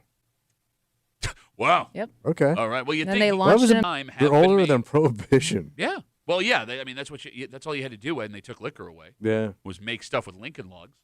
Are Lincoln Logs still fun for kids? I mean, kid- did your kids have them? my kids never had Lincoln Logs. Oh. No, my I mean, you're- daughter got into Legos. You're creating kind of the same concept as like Legos, right? I mean, it's you're just getting the pieces. You get to do what you want with them. Yeah, but you're pretty limited with a Lincoln Log. Well, they give you like the little figurines and stuff too, right? And, like the Um, panels to like yeah, make roofs yeah. and stuff. Yeah. Well, I don't know. I've never. It's always going to be a freaking house. I've never seen a Lincoln Log to your point where I've been like blown away by Yeah. the creativity. Like Legos, you go like, wow. Yeah, Yeah. You can create like modern cities out of these things. Well, but I guess you could create modern cities out of Lincoln Out of Logs. too. logs? Well, maybe. I don't know. There's Log Town? There's a lot of log. Yeah, Log Town. Like I'll be honest with you. I saw this story yesterday. I totally forgot Lincoln Logs Yeah. existed. Yeah. But But it may be boring to somebody like kids today because there's so much more stimulating toys to play with. can you Google how many Lincoln Logs were sold in America last year? See if you get anything like that. Because I do think it's one of those toys that lives on because of the positive memories you had as a kid. And you force it on your kids? Yeah, buying it for your kid or your grandkid. And again, like, if your kid's of a certain age, it just immediately, that part of your creativity, part of your brain just goes off. And you But start like when having I fun. think of like the fun toys I had as a kid, this ain't one of them. Really? No, it was always like slot cars, electric trains, something cool, like Hot Wheels especially. No, I get it. But I have fond memories of like building the tallest towers I could with the Lincoln Log. Yeah, but you're always so limited. And then you had zoning issues and permits. Kimmy, how many Lincoln Logs sold last year? So they're saying nearly 1 million sets likely Damn. sold Some bored-ass from kids. mid 2025 and early 2026. Wow. Damn, so they're still selling 1 million Yeah. a year. What is? Can you Google what a Lincoln Log costs? Like a Lincoln Okay, Log set? it says sets cost between $50 to $70. Holy crap! Plus the tax, bro. Oh, you didn't bring up the taxes. Tax, baby. And don't even get me started about the Lincoln Water Department. They've got. They're a Maybe member- it comes with a lot now. That sounds like a lot of money for. So you can. There's a set at Walmart for Base. $50. That's a lot of money for Yeah. a base ass toy. Well, but here's the thing. They're There's made, smaller sets for like $30. but they're also really well made. They're made out of birchwood. They're solid. Well, no, I'm saying like Yeah, that. it's not like plastic. Yeah, that toy's gonna last multiple generations. Oh yeah. No, I'm dead ass serious. Oh yeah. All right, so Lincoln Logs are a member of the Strong Museum of Play's Toy Hall of Fame, and they were one of the first inducted back in 1999. Damn. Yeah. They're like the Stones of games. You want to play? You want to play Lincoln Logs? No. You don't even play it. Well, no. Well, you build. It looks like they've made additions to it. Like there's this one they show with like a little train set. Like it comes with tracks. You can do a little Push it train around. Sounds fun. Like, you want to play slot cars, I'm in. No, I'll be honest with you. I'm a slotter. I don't want to play slot cars. It's the most boring toy. Oh, we ever. play Hot Wheels. No. How is that? I Yeah, I never mean, got Lincoln into Hot Logs you Wheels. can at least be creative with. The slot cars, you just watch it go around. No, in a but you got to circle. know how to work the curves and how to hit the straightaways. No, Right? no, you don't. I'm at the Strong Museum of Play's Hall of Fame website right now, and I'm looking at a Lincoln Log like rural cabin like army base. And That's what it's always going to be. No, but it's I'm- rural, whatever it's a- you want. But it's an army base, and it looks really cool. It looks really cool. Okay, that's not an army base. That's called a fort. Okay, yeah, which the army used before they. Yeah, it's Yeah. You build an F troop. Sure, fine. Here's a fun fact for you. What's that? The initial idea for Lincoln Logs came from earthquake-proof structures in Japan, not the American log cabin. So they made earthquake-proof construction. Earthquake-proof. What's Proof. hard to say? I Out of want a logs? hippopotamus. I mean, they must have. That doesn't sound like a very smart thing to do. 252 WCMF. Log 252 house. Here comes the earthquake. 9263. Lincoln Logs, which have been made since we found out 1916, right here in America. The factory in Maine that produces them domestically has shut down. Lincoln Logs is frantically trying to find a place that can produce these toys to keep them in America. If not, they say they have to go overseas to have them made, which will not only cost more, but ruin their proud Made in America standard. Troy's on CMF. Hey, Troy, how are you, buddy? Good morning. Hey. Lincoln Logs were awesome. I liked, better than Legos, but there was always a couple that got chewed up by the dog. Yeah, you're right. Dogs You love always Lincoln had Logs. these Yeah. dog bites in your house. Yeah, he's right. It looked like it went through a tornado when you were done building it. Yes, a tornado of teeth. Troy, do you have kids yourself, buddy? I hope. No, No? I still am a kid at heart. Oh, come on. Guys. Brutal. Troy, thanks for the call, buddy. Have a good rest of the day. Ziggy rates us on Instagram. Duffy on WCMF. Lincoln Logs were one of my favorites, but I always remember building stuff and being like, damn, I need more for this house. Never enough logs. He's yeah, right. no, he's not wrong. Or like you needed certain pieces and you only had a limited amount. Kind of with like Legos too. I would argue that you would get in the Lincoln Log zone and like black out. Yeah. And like, you got to a point, like, I'm going to try this now. Building a city. You reached and then there were no. I never had that problem with Legos. I always had too many Legos. Oh. Oh, yeah. I got bored with Legos before I got bored with Lincoln. Really? I would think it'd be the other way around. Well, because Legos were more complicated and it Yeah. hurt my brain. Well, I don't remember having a lot of Legos too. So to your point, like there's only so much I could do with this this bin of Legos here. Yeah, like, am I going to build another square house? Yeah. Well, that's why I'm so, like, my 13-year-old loves Legos. Yeah. Loves Legos. But she's like a master at it. She is very good at Legos. But it blows my mind, not to be braggy dad or anything, but, like, she'll just keep coming up with ideas and, like, building in certain ways, and I'm just like, that must be your mother. I don't know where that So you've tapped out. Yeah, I'm done. Like, there's been a couple of times where I've had to, like, sit and help her with really hard Lego stuff. Yeah. And I get We have this- to follow directions, right? Well, yeah, and Kimmy, I get this anxiety in my chest. It's like going back to school. Yeah, it's That like you can't keep up. Well, it's not even can't. It's like my hands don't work the right way. Like I start to get like, oh, I don't like this. I don't like this. Oh, it sucks. I feel dumb. Oh, well, that's good. Did I? Now I feel like I've said too much. Are there any other toys that have been around that long that still exist in their original form? Like, how old's the Slinky? Slinky, I thought was the 60s. Okay. I would think of one of the old ones, the yo-yo. Oh, That goes way back. how old is the yo-yo? That has to go back to the 1800s. All right, because I heard a story that the yo-yo was initially designed as a weapon. And Well, that's what I'm saying. You could see guys in the Civil War. shut up. No, like passing the time with a yo-yo. because you get carried. And I'm serious. Like, what They do you did not have yo-yos in the Bro, Civil War. What do you think you had to do in the Civil War to pass the time? Get rickets? Well, after that, No, they didn't have yo-yos in the you Civil War. either played with yourself or did the yo-yo. You did. Don't do And some both. guys could do. Some guys were very good. They could do both. Yeah, and those guys ended up in a circus. No, the yo-yo goes back to the yo-yo Civil does War. not go back to the Yes. Civil I War. will tell you in a Stupid. second. The slinky was invented in 1945. Okay, all right, just after the war. The yo-yo was invented. It's an ancient toy. Okay. Yeah. With the earliest forms appearing in Greece around 400 to 500 BC. Is that why they never had any pants on those statues? Well, maybe so. Because they were doing the yo-yo Yo-yo. play with themselves?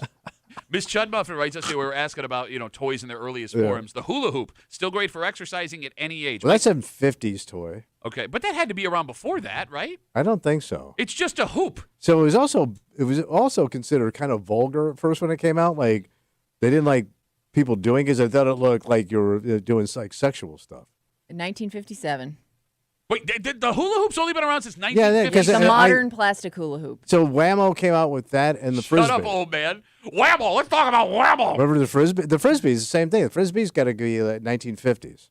All right, Barbie. I mean, Barbie's one that we're forgetting about. That's been around a long time. but that's the 1950s, right? That's more of a doll than a toy. Well, I it like is. it. It's Yeah. one of the most successful toys of all time. For Yeah. accessories. Yeah. With Okay. no nips. No, but I'm talking like, 1959, yeah. Okay, so like my grandmother wouldn't have played with a Barbie. You get what No. I'm saying? Yeah. My grandmother would not have played with a hula hoop. Jump rope?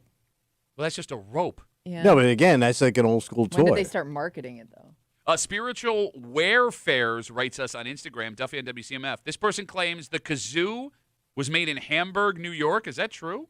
Wasn't everything considered made in Hamburg, New York at one point or another? I don't. Why would that be the case? How long did you play with the kazoo for, though? So your Me? parents smashed it because they were annoyed? I could play with the kazoo to this day It for was like an hour. invented. So do you remember, maybe you're too little to this, you remember the wooden paddle with the rubber ball and the Yeah. rubber Ba, band? ba, ba, ba, ba, ba, ba. So every time, as soon as that broke, my mother would put it on top of the refrigerator because that's what she was going to beat your ass with. I hit my brother in the eye with that paddle ball so many times. That thing hurts, man. You get smacked on the ass with that thing, it leaves a mark. And don't bro. forget, it was affixed to the paddle with just a staple, Yes. like a giant ass wood staple. Kazoo was modern kazoo was invented in Georgia. Okay, shut up, person who wrote me on Unless Instagram. there's another brand out there somewhere. Well, there is the Fisher Price Company is from where in Buffalo are they? Oh, they are? There's a suburb. Oh God, what is it? It's like a fancy suburb where it's East Aurora. That's where they made. That's where it is now? The Fisher Price factory is in East Aurora, New York, Oh. and they've been around for like 100 years. Oh, yeah. right? Yep. Could you Google what the first toy the Fisher Price Company came out with was? Because that's pretty good history for Western New York I think it was Light Bright or Operation. in the 1920s. Yeah. But back Doctor- then, you actually got a human being to operate on. They would ship them through the mail. It was called Dr. Doodle. Oh, Oh, It was same thing. 1931. That sounds It dirty. wasn't that it your was- nickname in high school, Dr. Doodle? Calling Dr. Doodle into the boys' showers. You were saying, Kimmy? It was a wooden pull toy featuring a dog that quacked as it rolled. Oh, with the feet. I know that one. What was it, Yeah. There's dog a or a dog duck? or there's a duck. There's Yeah. two Yeah. of them. And you push it and it's got the Yeah. flappy feet. Yep, that was the first toy. And what year was that? 1931. Damn. Wow. I would love to play with one of those right now.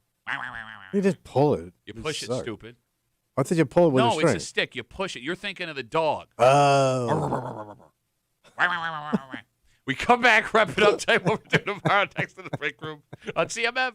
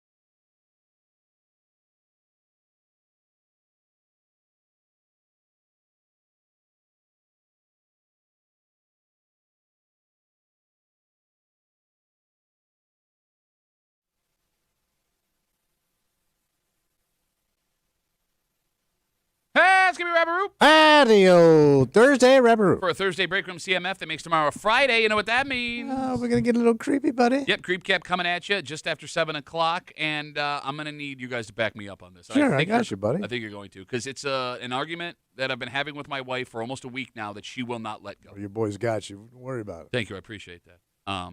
Look, we're all gonna get got at some point. Oh, sure. Right? You're gonna lose some money in ways that you shouldn't lose some You're money. going to look like a damn fool. There you go, and you just let it go, and it I happened. hope it doesn't cost you too much. And here's the thing, it didn't. It cost us like $15, and All it right. happened at a restaurant due to some fine print Yeah. that I did not see before I went and paid our bill. And I go, what are you going to do? That's the end of that. Except my wife didn't want it to be the end of that. Yeah. And I had to physically get her out of a restaurant to prevent her from going up to a waitress after we had already paid our bill to demand that this money be given back to us. Oh, my God. And again, it happened on Sunday. Yeah. I know when I get home, when my wife gets home today, she's going to bring it up again. Yeah. She's brought it up every single day. And the embarrassment of asking for this back far outweighs the amount of money that we had to give. And I'll explain everything just after 7 o'clock tomorrow here in the break room on CMF. For Kimmy, Yep. who'd love to come play with some of your Lincoln Logs. That sounded wrong. Yeah. I didn't mean it like that. Can't take that back. For Tommy Muley, Go ahead, chuckle ass. What do you got for me? Chuckle Ass, who's a fine, upstanding citizen. I'm not even going to diddle a log. No, I already got you in the shower in the high school. Oh, yeah, that's where you draw the line. My name's Pat Duffy. We'll see you tomorrow morning in the break room, 6 a.m. on 96.5 WCMF.